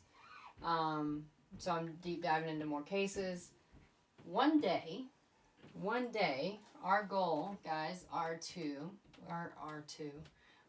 one day, our goal is to literally get cases called into us and just fly out to that city and state or country and cover the case. Like Catfish, but for true crime. Yes, like Neve and Cammie. Also, So- I'm a full-time teacher, and I'm a certified victims advocate. I work with dementia. I'm a pediatric home health nurse. Wow, I think nice. we talked about that last time. Kel said, "Come on my podcast." We're on our way, Kel. We are on our way. We actually talked about that the other day. We were like, I wonder what time of the year is best to go to Australia to visit Kel. As we're walking through the airport. I'll get the private jet. But yeah, that's our goal eventually. That's what we're going to do. So you guys watching us and tuning into us is literally like, it helps us be able to do what we can do to help other people. So we're all in this together. Aww. You two are both very interesting. Thank you. We are super interesting. We're interesting people. I like America's Most Wanted, but the TikTok version. Yes. And we shine a flashlight on everything that the system's doing wrong that needs to fix. Oh, Kel said you made me believe in love. Aww. Kel, you're so cute. We love you, Kel. But yeah. I told them you were my soulmate when you went to the bathroom. Because I went to pee? No. Somebody was asking about if we were married or something. Oh. Aw, this is the only live I've ever really watched. We are chaotic. We are chaotic. If you guys could just be a fly on the wall inside of our house one day, you would be like, how do they get anything accomplished? I follow a really nice lady who does cold cases. Yeah, see, I love that. I think that's freaking awesome. They have a lot of people in here who do a lot of cool lives or a lot of videos about true crime stories. I love it.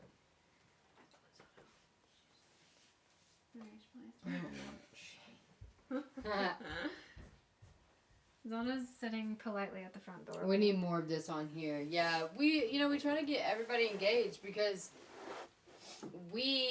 because we're on this side of the screen doesn't mean that we wasn't on that side of the screen. So we know that we were just the same too. Like we still are. We're just the same. We still love true crime. We watch it as we go to sleep. We're kind of weird. I mean, we probably have weird dreams. We're not kind of weird. We're weird. And we have weird dreams because we fall asleep watching true crime stuff all the time. Matter of fact, she had this weird dream the other night that I left her for somebody at work. I was like, okay, maybe we're watching we were watching some case about an affair with the man that killed his wife or that unalived his wife because of the lady. Yeah, and she had a dream about me doing that. So here we are now. Now all day long, what did I hear? What did I hear? I said you left me for that lady at work. Uh-huh. Every time she does something, I'm like, you remember when you left me for that lady at work? No. Yeah, so I'd be like, can you get me that? No, you left me for that lady at work. I'm like, I ain't even been to work in like a week and a half. And I'm totally not serious at all. No. So we understand. We're literally normal people, regular people, just like you. We have full-time jobs that do not consist of true crime. But eventually they will. Eventually they will be all true crime. And yes, you're right, Kel. That will never happen. Not weird at all. You're a couple. Nice. Yes, we are. We actually are.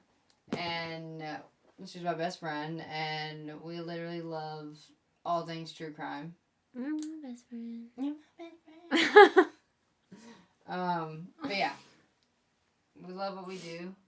And eventually, like I said, we're going to be traveling. And we're going to be all over the place. Oh, Kel has gossip. Did you find a husband, Kel? Oh. Kel, spill the tea. She's going to be happy for you, but I'm going to be questioning because I'm like, who's trying to get you to the States? And do we know them? Yeah, I want you to tell. Yes. Kel. You can't say you have goss and then not tell. Yeah, like, what the heck?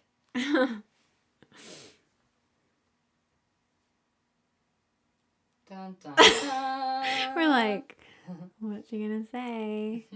Did someone else try to recruit you? Dun, dun, dun. A guy I went to high school with messaged me on Facebook and wants to take me out. All right. Make sure you share your location with someone, Kel. All right. And keep us updated. Do right. not be scared because you are beautiful and fearless. Wait. And actually, Kel's pretty much a badass. Yeah, Kel's pretty badass. Kel's a freedom fighter, and she's a badass. She's a freedom fighter. Do not be afraid. Freedom fighter. Queen Jody. We love you guys. Too. We're literally so excited to be here. We get so excited to come on live and like talk about cases and talk about whatever else and hang out with you guys. Yeah, we love it. Yeah, Kel, we are so happy for you. Trust your gut, Kel. If something tells you something's off, maybe you're just scared because you're nervous, just because. But you're beautiful and you're fabulous. And if he doesn't see that, then he's clearly not beautiful and he's not fabulous. So he's been messaging for a week. Ooh. Okay, well at least you know him. You know of him. You know he's a real person. Yeah. And he's there, so that's awesome, Kel. Nice. Go for it. Don't not go on the date. You know, we're going to be sitting here, like, waiting to hear what happens. She says, hi, gorgeous. It makes me nervous. Ooh. Well, you are gorgeous. Yeah, you are. So don't let it make you nervous. Be like, I know. Aw, that's exciting, Kel. That is. I'm That's happy very for exciting. you. Yes, we're excited and we can't wait to hear about it. He lives 15 Nice. minutes away. Yes, go for it. Yes, go. Go, Cal. We approve. He's not trying to fly you somewhere and put Nope. you in his basement. We will let us know anything you have any questions about. If he's love bombing, we'll let you know if he is. We'll have a What? live and we'll title it Kel's Date and we'll talk about what happened. Yep, red flags. She said my daughter requested him on Facebook to Good. stop. Good. Then you're good. I've been blessed. Good. Good, Cal. That's exciting. You go for it. You deserve it. You deserve all the happiness in the world and all the goodness. So go for it. We love our little true crime family. Yep. So we fully expect all of you guys to come back to us with more information that you found on this case that we've been looking at too. Because we know you're going to. Brianna sends me so many messages all day, every day of things she finds. Yeah. We love true crime cases. I honestly, like, have always loved watching shows as a kid, like Rescue 911 or, like, Unsolved Mysteries. The scarier the voice, the better. And that weird man, you know, with the, that voice, you know. Kelso, let's tap for the girls. Yes. Let's tap. The weird the voice, the better the show. We were talking about it, I think in one of our like first or second lives that we did, but I think that we found a lot of really cool people in that first and second live, and it was like the universe was like, here's all these people that are like you. But I think that we bond over true crime, this similar people do, because of, you know, the way that your life has been, or, you know, psychology shows that people with like trauma in their life relate to true crime because they're like they think they can solve or like find the end result, or even like, well, it's like the help part, coming in like feeling you know, like needed, like wanted in the case, like you're like, I can fix this for you, I can see something different, which you can, or like peace in the chaos, because, you know, everything chaotic. So we're like, yeah, these are our people. We found a little family here. Nana Terry says, what do you think about the Snelling case with the baby in the closet? I've been looking at that one a lot. I didn't see an update on the DNA, but I think that they still don't have the DNA back. The autopsy was inconclusive.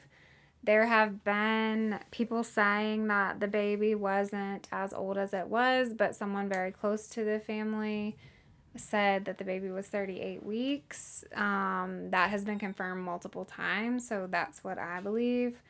But I don't know. I think there's so many parts to it that we don't know or that aren't being told.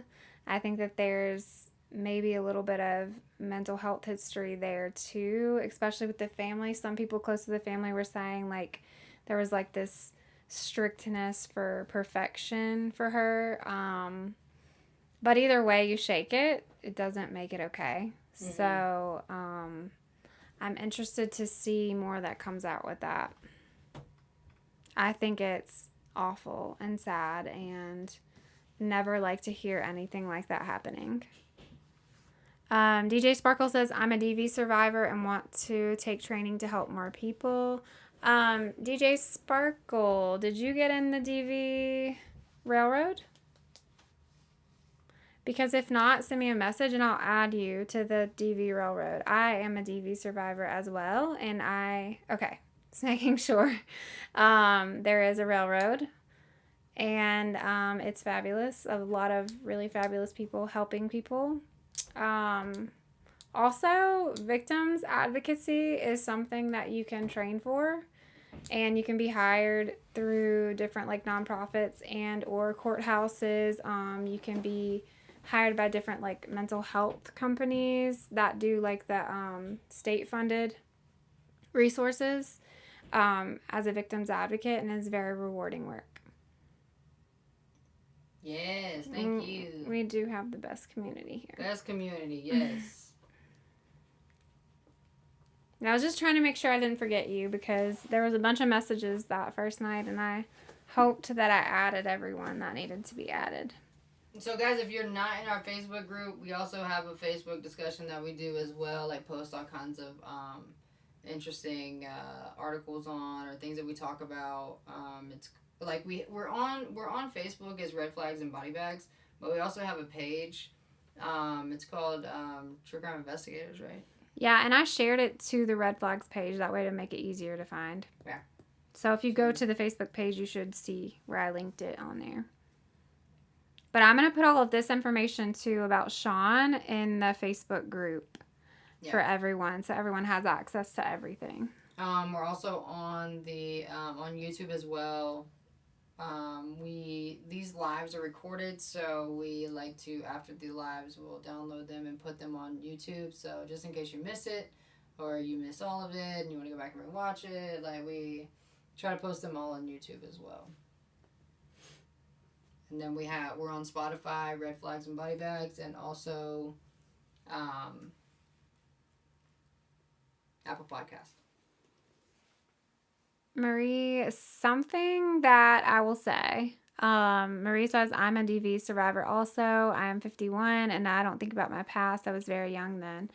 A lot of people with a trauma background or with some sort of trauma in their life that happened in childhood end up in DV relationships.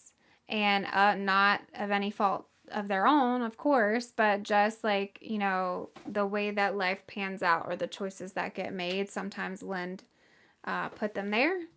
And I can say that from firsthand experience. So it is nothing to ever be ashamed of or anything, at all. I'm sending you hugs, Marie.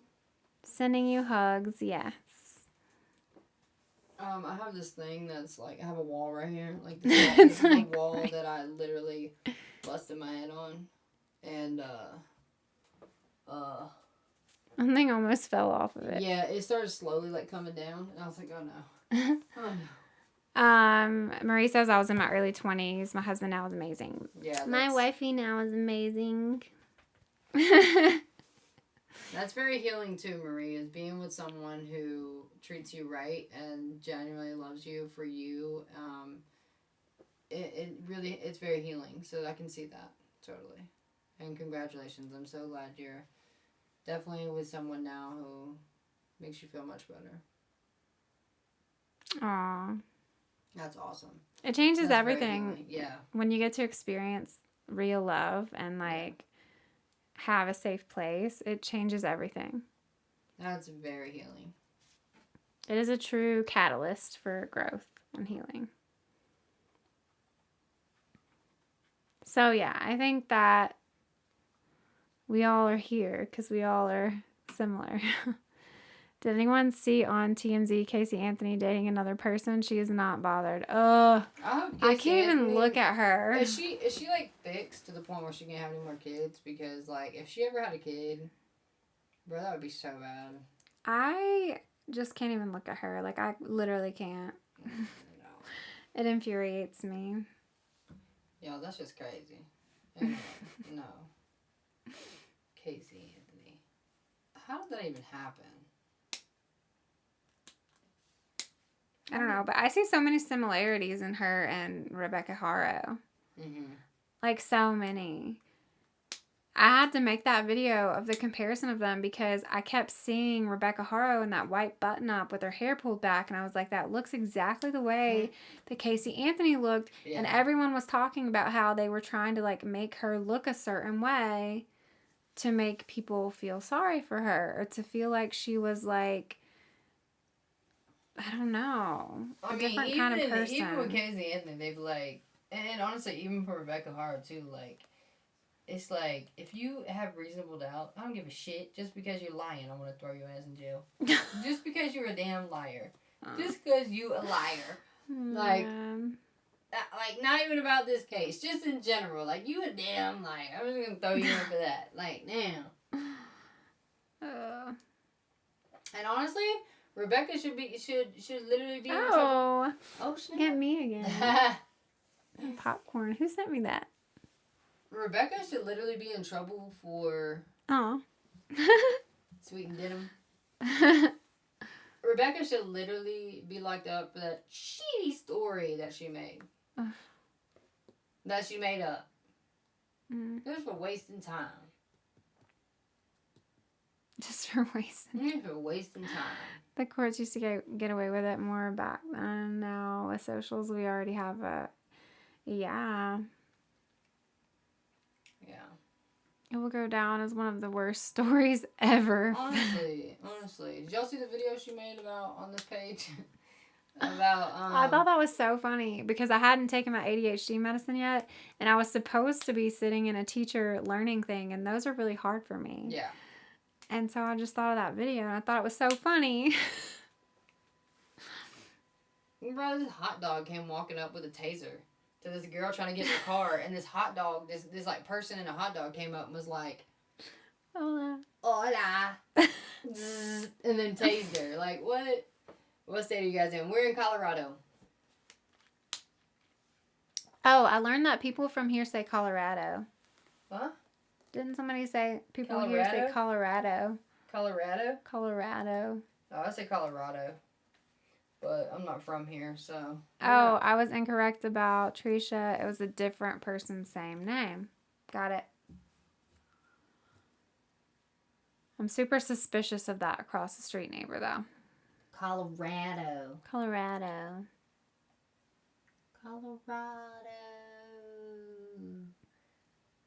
We are from the South. So many names. I know. I have like 3 note cards over here full of my tabs. Michelle, thank you for the follow. Yes, we're from the South, but we are currently in Colorado. We live in Colorado. Our accents are boring Aussies. No, you only think it's boring because you've been around it your whole life. We can't stand Southern accents. And listen to us. Like, they're boring, but like, I think it's just the people that are related. You know what I mean? That you relate to the accents and you're like, ugh. I don't like to admit it, Marie, but I was born in South Mississippi. And then Chloe was born in Alabama. And then we both moved here from South Florida. So like St. Petersburg, Tampa. Granted, I only lived in South Alabama. Okay, I lived on the Gulf Coast. Only lived in South Alabama until I was like 9. Okay, and then I moved to Florida. And so I was raised in Florida. Okay, Northwest Florida. Right on the coast. She, on the other hand, was in Mississippi until she was like old. I'm old. She been in Mississippi. It took me a while to get away. It's very complicated. I lived a very complicated life and very sheltered, I would say, and was afraid of life itself. I want to live in the South. Where do you want to live at in the South, Marie? Where would you choose? Like Florida South or like Texas? Or like, well, I guess Texas is considered South too, yeah. I love Disney, Marie. I'm jealous. I'm a Texan, I get it. I have the Disney bug for you. Florida near Disney. So you want to live like Orlando, like, well, we lived in Clearwater, so that wasn't too far, I guess. Like 15 minutes from Tampa. So it's like an hour and almost 2 hours to Orlando. Yeah. Ooh, the best trip I ever took to Disney, Marie, was a 10-day trip. Well, actually 11 total, but it was so much fun. So I know you had the best time. Don't ever move to California. It's trash. That's funny. Well, the gas is $5. We know that. God, the gas prices are trash. I can tell you that. Our gas is what, $2.62 right now? Probably. Oh, yeah. Florida is beautiful. It had, like, the St. Petersburg area where we were is really, really pretty. If you go to Florida, if you move to Florida, stay on the west coast of Florida. The east coast is trash. And the further south you go, the prettier it is, like the coast. I walk everywhere. Nice. San Francisco. We freaking love San Francisco. I like San Francisco and Sausalito. We love Sausalito. Oh, that sounds fun. I love Disney. I know like all the details about Disney. Researched inside and out. It's one of my favorite places. Yeah, we love Sausalito. Sausalito's a really cute place. If you zoom out, San Francisco is one big poop. That's so funny. Yeah. Okay, Kel. Yeah, we said we would like to like live in that Sausalito area. It's super cute. I swear, look up the map. Looks like a turd. Maria. Wait, Maria, where do you live now? I freaking love Disney. My kids love Disney too. I have to live vicariously through you right now.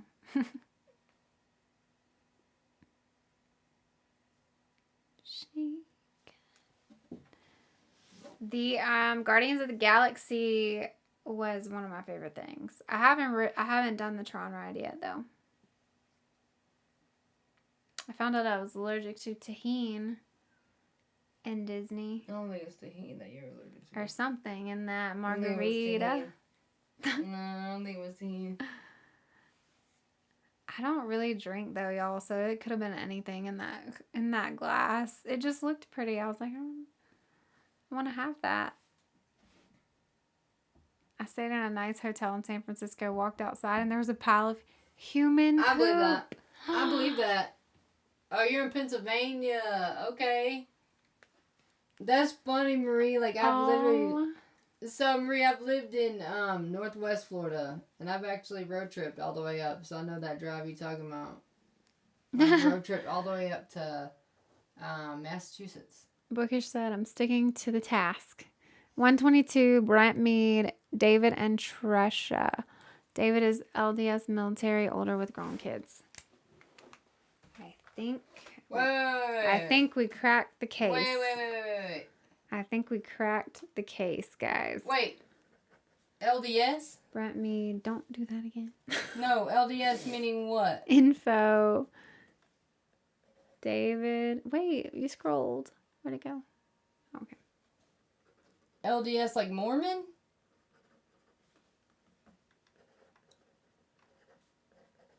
Wait, scroll back up. Alright. Military. She said I can't say anything. Older with grown kids. Noted. Okay, I got it. Bookish. I think we cracked the case. I'm gonna look it up. He's Mormon. Wait, who? He's Telling Mormon. you the map tracks. The map tracks where people took a poo. Oh my god! I believe that though. Up. They have a shared Facebook page. Oh, interesting. I'm going to look this up as soon as we... Oh my god. I'm not allowed to say anything. She said I'm not allowed to say anything. About the poop? No, about the Mormon. Oh. They have a shared Facebook page. My friend has that app. I mean, is this for real? Are you guys kidding? What? The poop map. Ew, probably. Look, my friend has that app. Look, y'all, I really wanted to go to Chinatown, but I had to pee because I had that damn tumor. And it was sitting on my bladder, and I really had to pee really bad, so I had to go to a public restroom. And then I was so overstimulated by the stink and the smell and the doodle and the pee on the floor, and I just couldn't do it. So, people just take a poop outside because there's no bathroom, or... I walk around pink eye. Oh my god. So, like, there's bathrooms. They just don't want to use them. They rate the bathrooms for other people. Oh. Because of all the transients. Why didn't we see that map? I don't know, but I also didn't see any human poop, I don't think. No, I saw human pee. I saw Actually, that bathroom that we went into, That one. it wasn't that bad. That one. That one wasn't bad. That one. It was the floor and the smell. So you can find a nice bathroom. Oh. We didn't know where we were. It's we a were special map. we were lost. Special. We're in Chinatown. I don't know what was clean in Chinatown. All I know is Sausalito was cute. We'd go back to Sausalito. That was a cute little old Actually, man. we'd go back to San Francisco to explore. So, quick question, Bookish. Not the Are coast. those the people that lived there or that live there? Like that lived there during that time or that live there now? I know where all the good bathrooms are in Disney World. Oh, me too.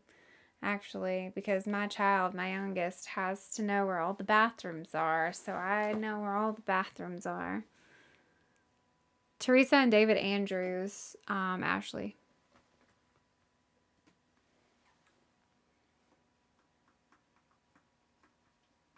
I'm just wondering if that's who lived there during that time.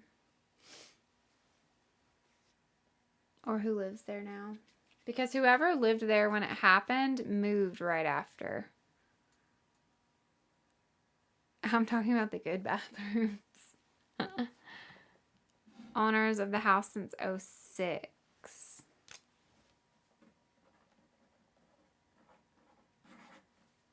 Interesting. In the weird house? The 122. Well, I mean, I already know. You already got me convinced. I don't know. You already got me convinced. The fact that what you said that I can't say anything about is enough for me to look into that. I only use certain bathrooms. The park ones are gross. Interesting. Yeah. That See, I makes knew. perfect sense. I knew if we put all of our brains together, we could crack the case. Now That I have makes to figure perfect out how to sense. prove it. What's their Facebook page? Because how do we prove it? All you gotta do is tell them. I'm gonna send That an one email. thing. That's all you need to know. I'm gonna send an email tomorrow too. I wonder what Mom can tell me about them too. Thanks, Natasha. Their last Facebook post was in 22. I wonder if that's because they got raided by the FBI. Are they in custody?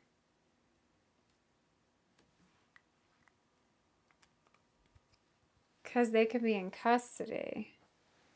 Yeah, DJ Sparkle. I know what you're talking about. I loved Mary Kay and Ashley. I did too. What's up, Natasha? Welcome in. Oh, hey, Natasha. If you guys don't know Natasha, she jumped in with us one time before. She's our TikTok friend. So, I'm curious if their last post is 22, is that around the time that they would have been raided by the FBI? They were rated in 23, I think. Oh. But 22 is when the little boy was unalived. Interesting. We're good, Natasha. How are you? I'm gonna look in on that. They say he's LDS. I'm very suspicious of that neighbor. Blessed. Yes. Too blessed to be stressed. Too blessed to be stressed.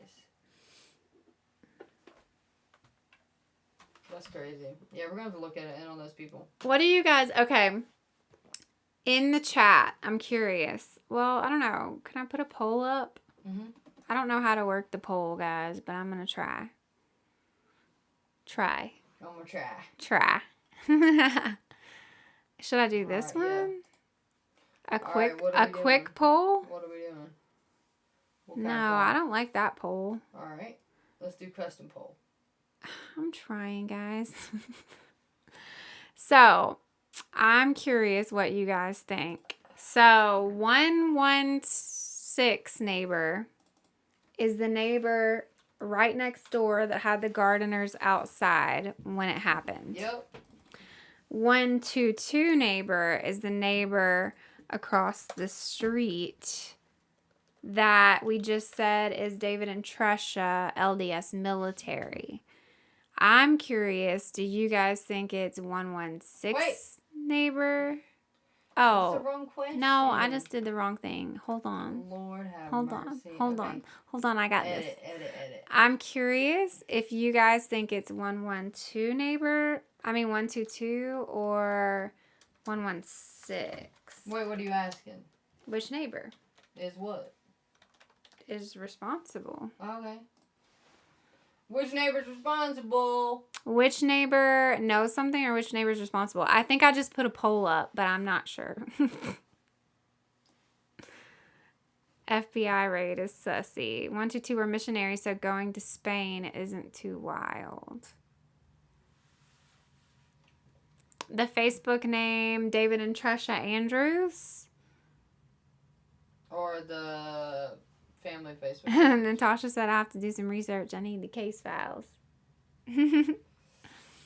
Natasha, little boy, 12 years old, 2022, was found hanging from his swing set in the backyard by his sister, who was 16.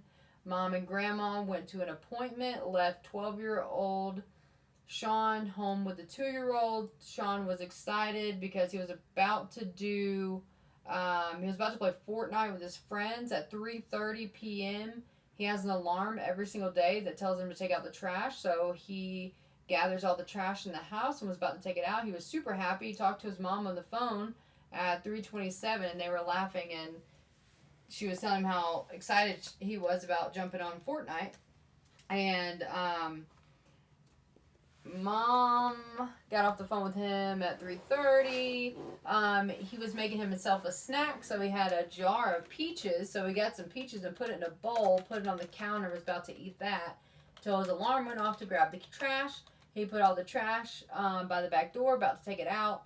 This kid is also really weird about wearing shoes. He has to wear shoes. He hates being barefooted. So his Crocs were found upside down next to the trash bags by the back door inside the house. His peach in the bowl was still left on the counter. So when the sister came home at 4:40, the sister found him hanging with wearing his stepfather's clothes, which was odd. That is not a behavior he would normally do. He was 12. He was a smaller guy. He did not wear stepdad's clothes. His shorts and undershirt that he wore that day was not found. The back door was not messed up. It was unlocked, but it was not messed up.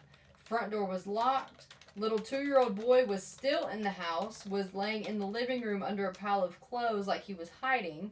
Mom asked the 2-year-old what happened, or if he's seen somebody in the house. The 2-year-old says it looked like a friend was chasing him through the house.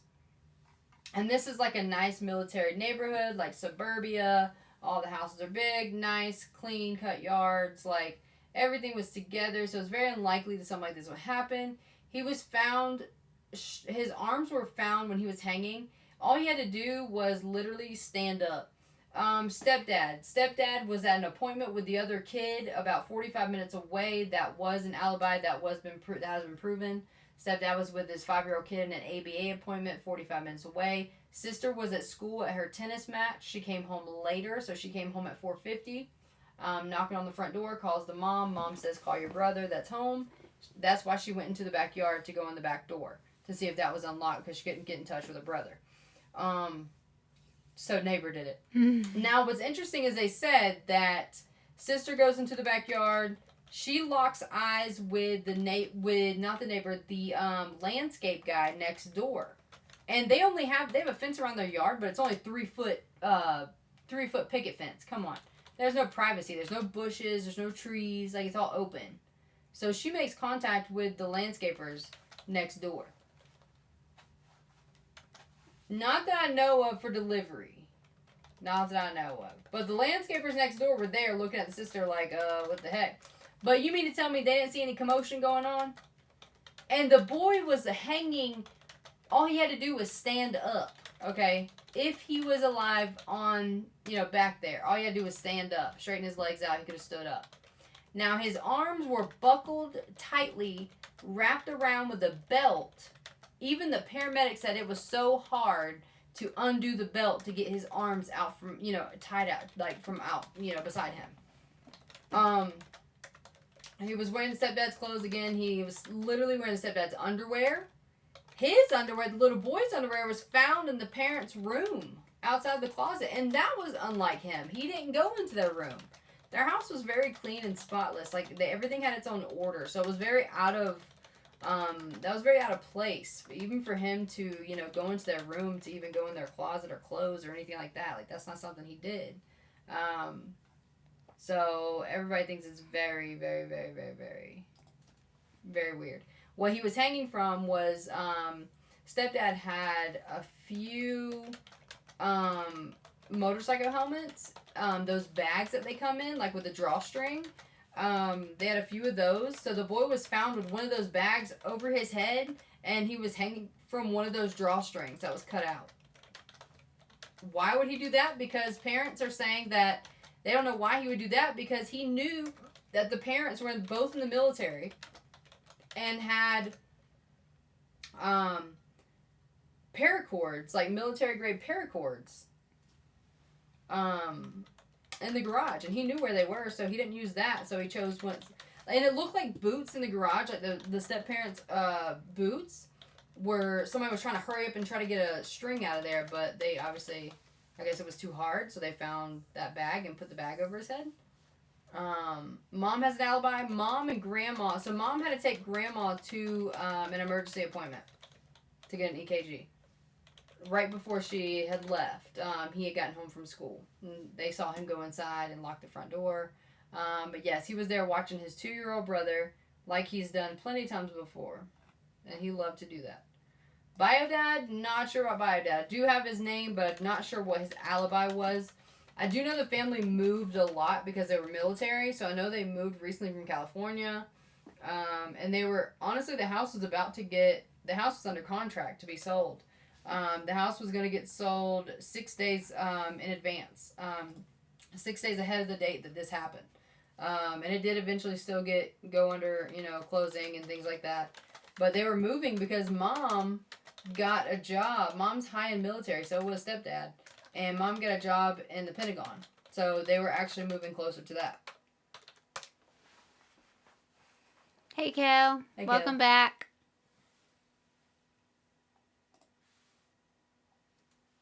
Yeah, I'm leaning towards 122 neighbor across the street.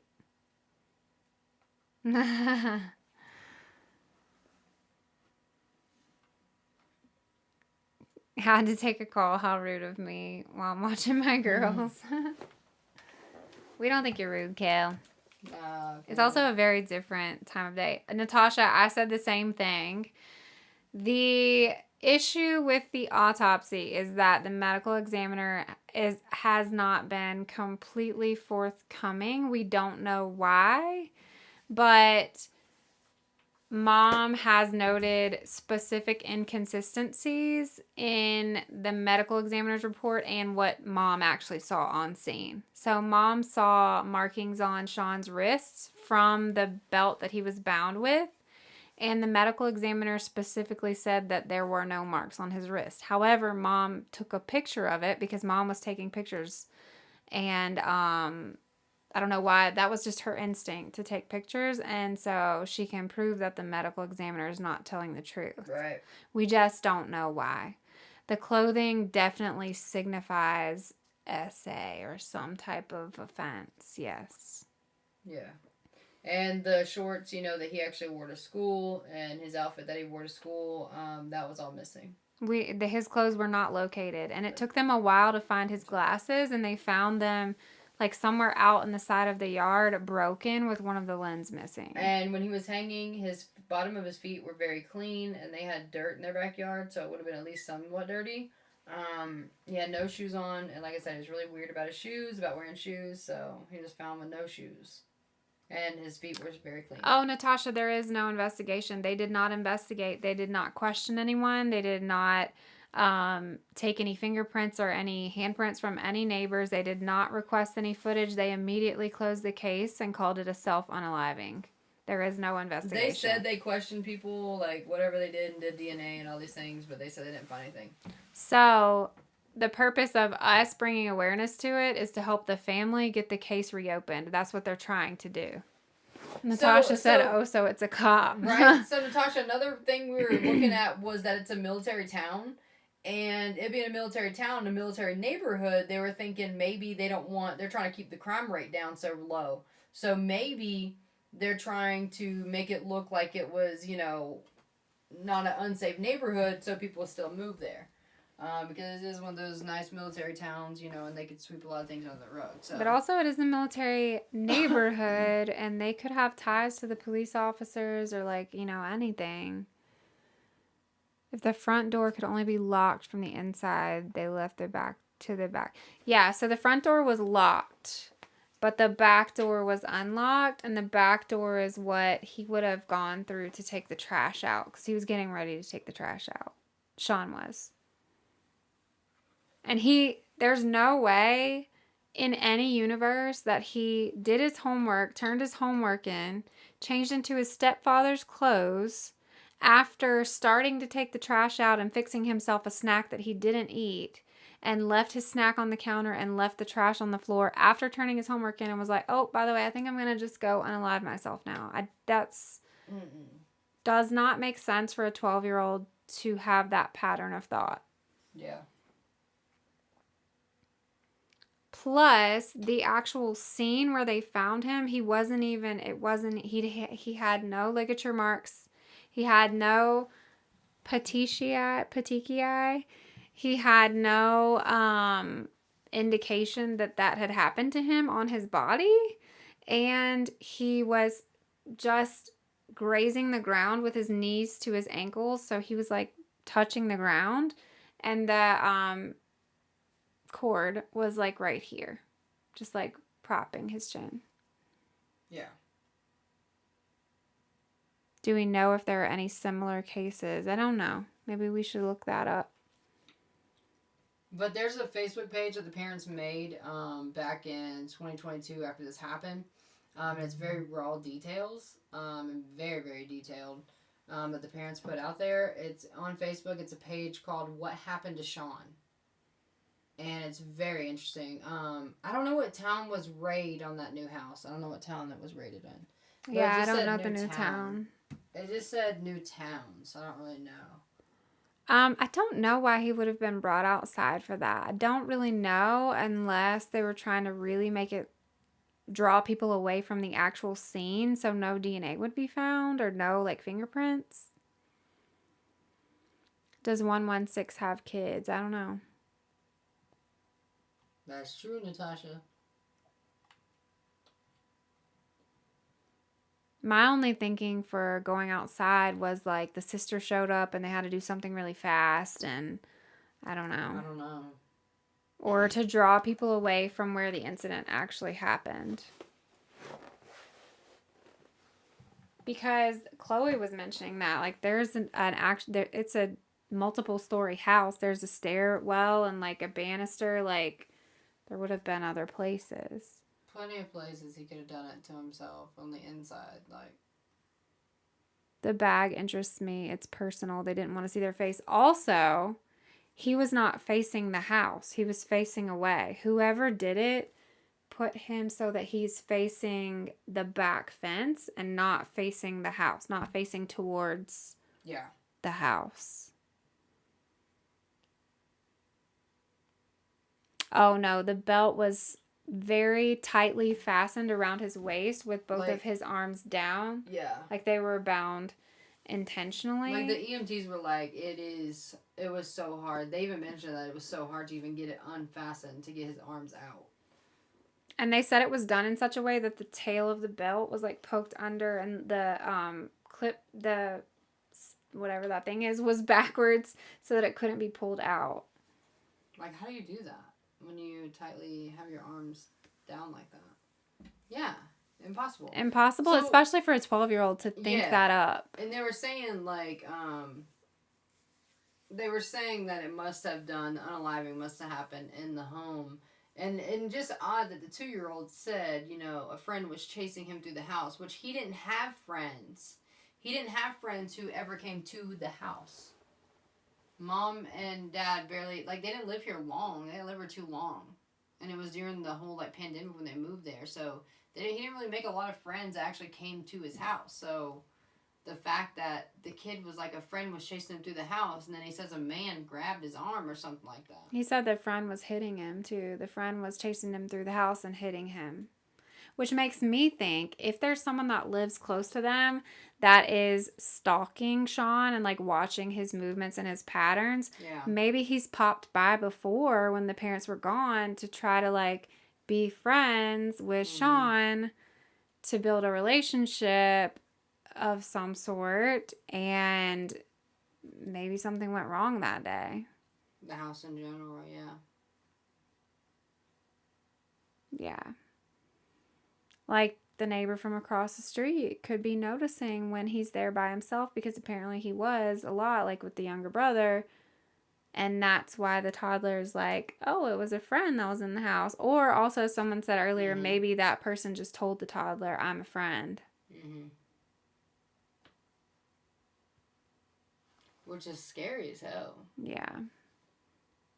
But stuff like that happens all the time. Like, and kids, especially if they're being like abused, they won't tell on that person because they think that they're protecting themselves or their family, or whatever, they could have been threatened or they're ashamed. Well, the parents were thinking maybe it was due to that. Maybe the parents were like, well, maybe does it have anything to do with us? Since they're like, high-end military.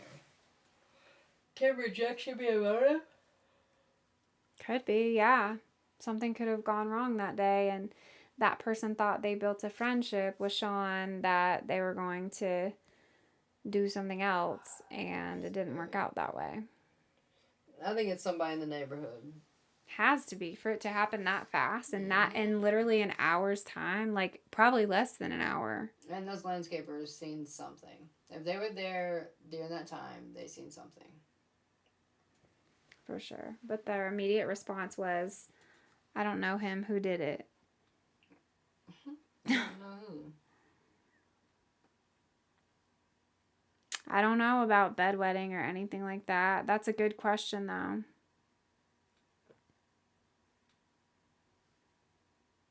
Maybe he was like super fixated on getting on Fortnite that day and like didn't want to entertain it, didn't want to do whatever, and the perpetrator got upset. That's very interesting. Yeah, I don't know.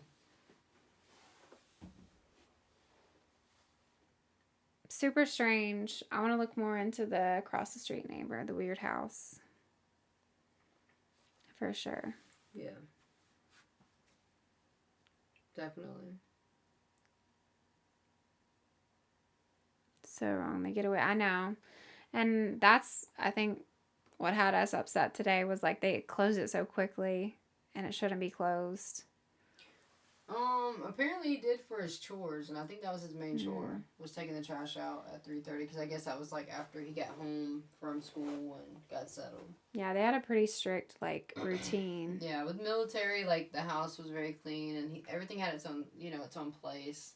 That's why it's very odd for his underwear or any of his clothes to be in his parents' room. That was never a thing. Or for him to not have shoes on. His mom pointed that out. She said he never went without shoes. He was just weird about that, which I understand that. She's weird I don't go without shoes, so I understand that. I will not walk around if her shoes were flipped upside down next to the garbage and she was outside, like, I'd be like,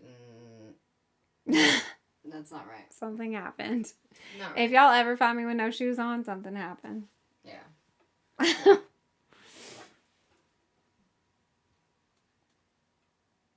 So yeah, it's pretty crazy. Kind of crazy. I think it's about bedtime for us. It's midnight here. Yep, midnight. You guys have been amazing. Exactly, that's what I said. Their patterns would have been easy to pick up, easy to follow.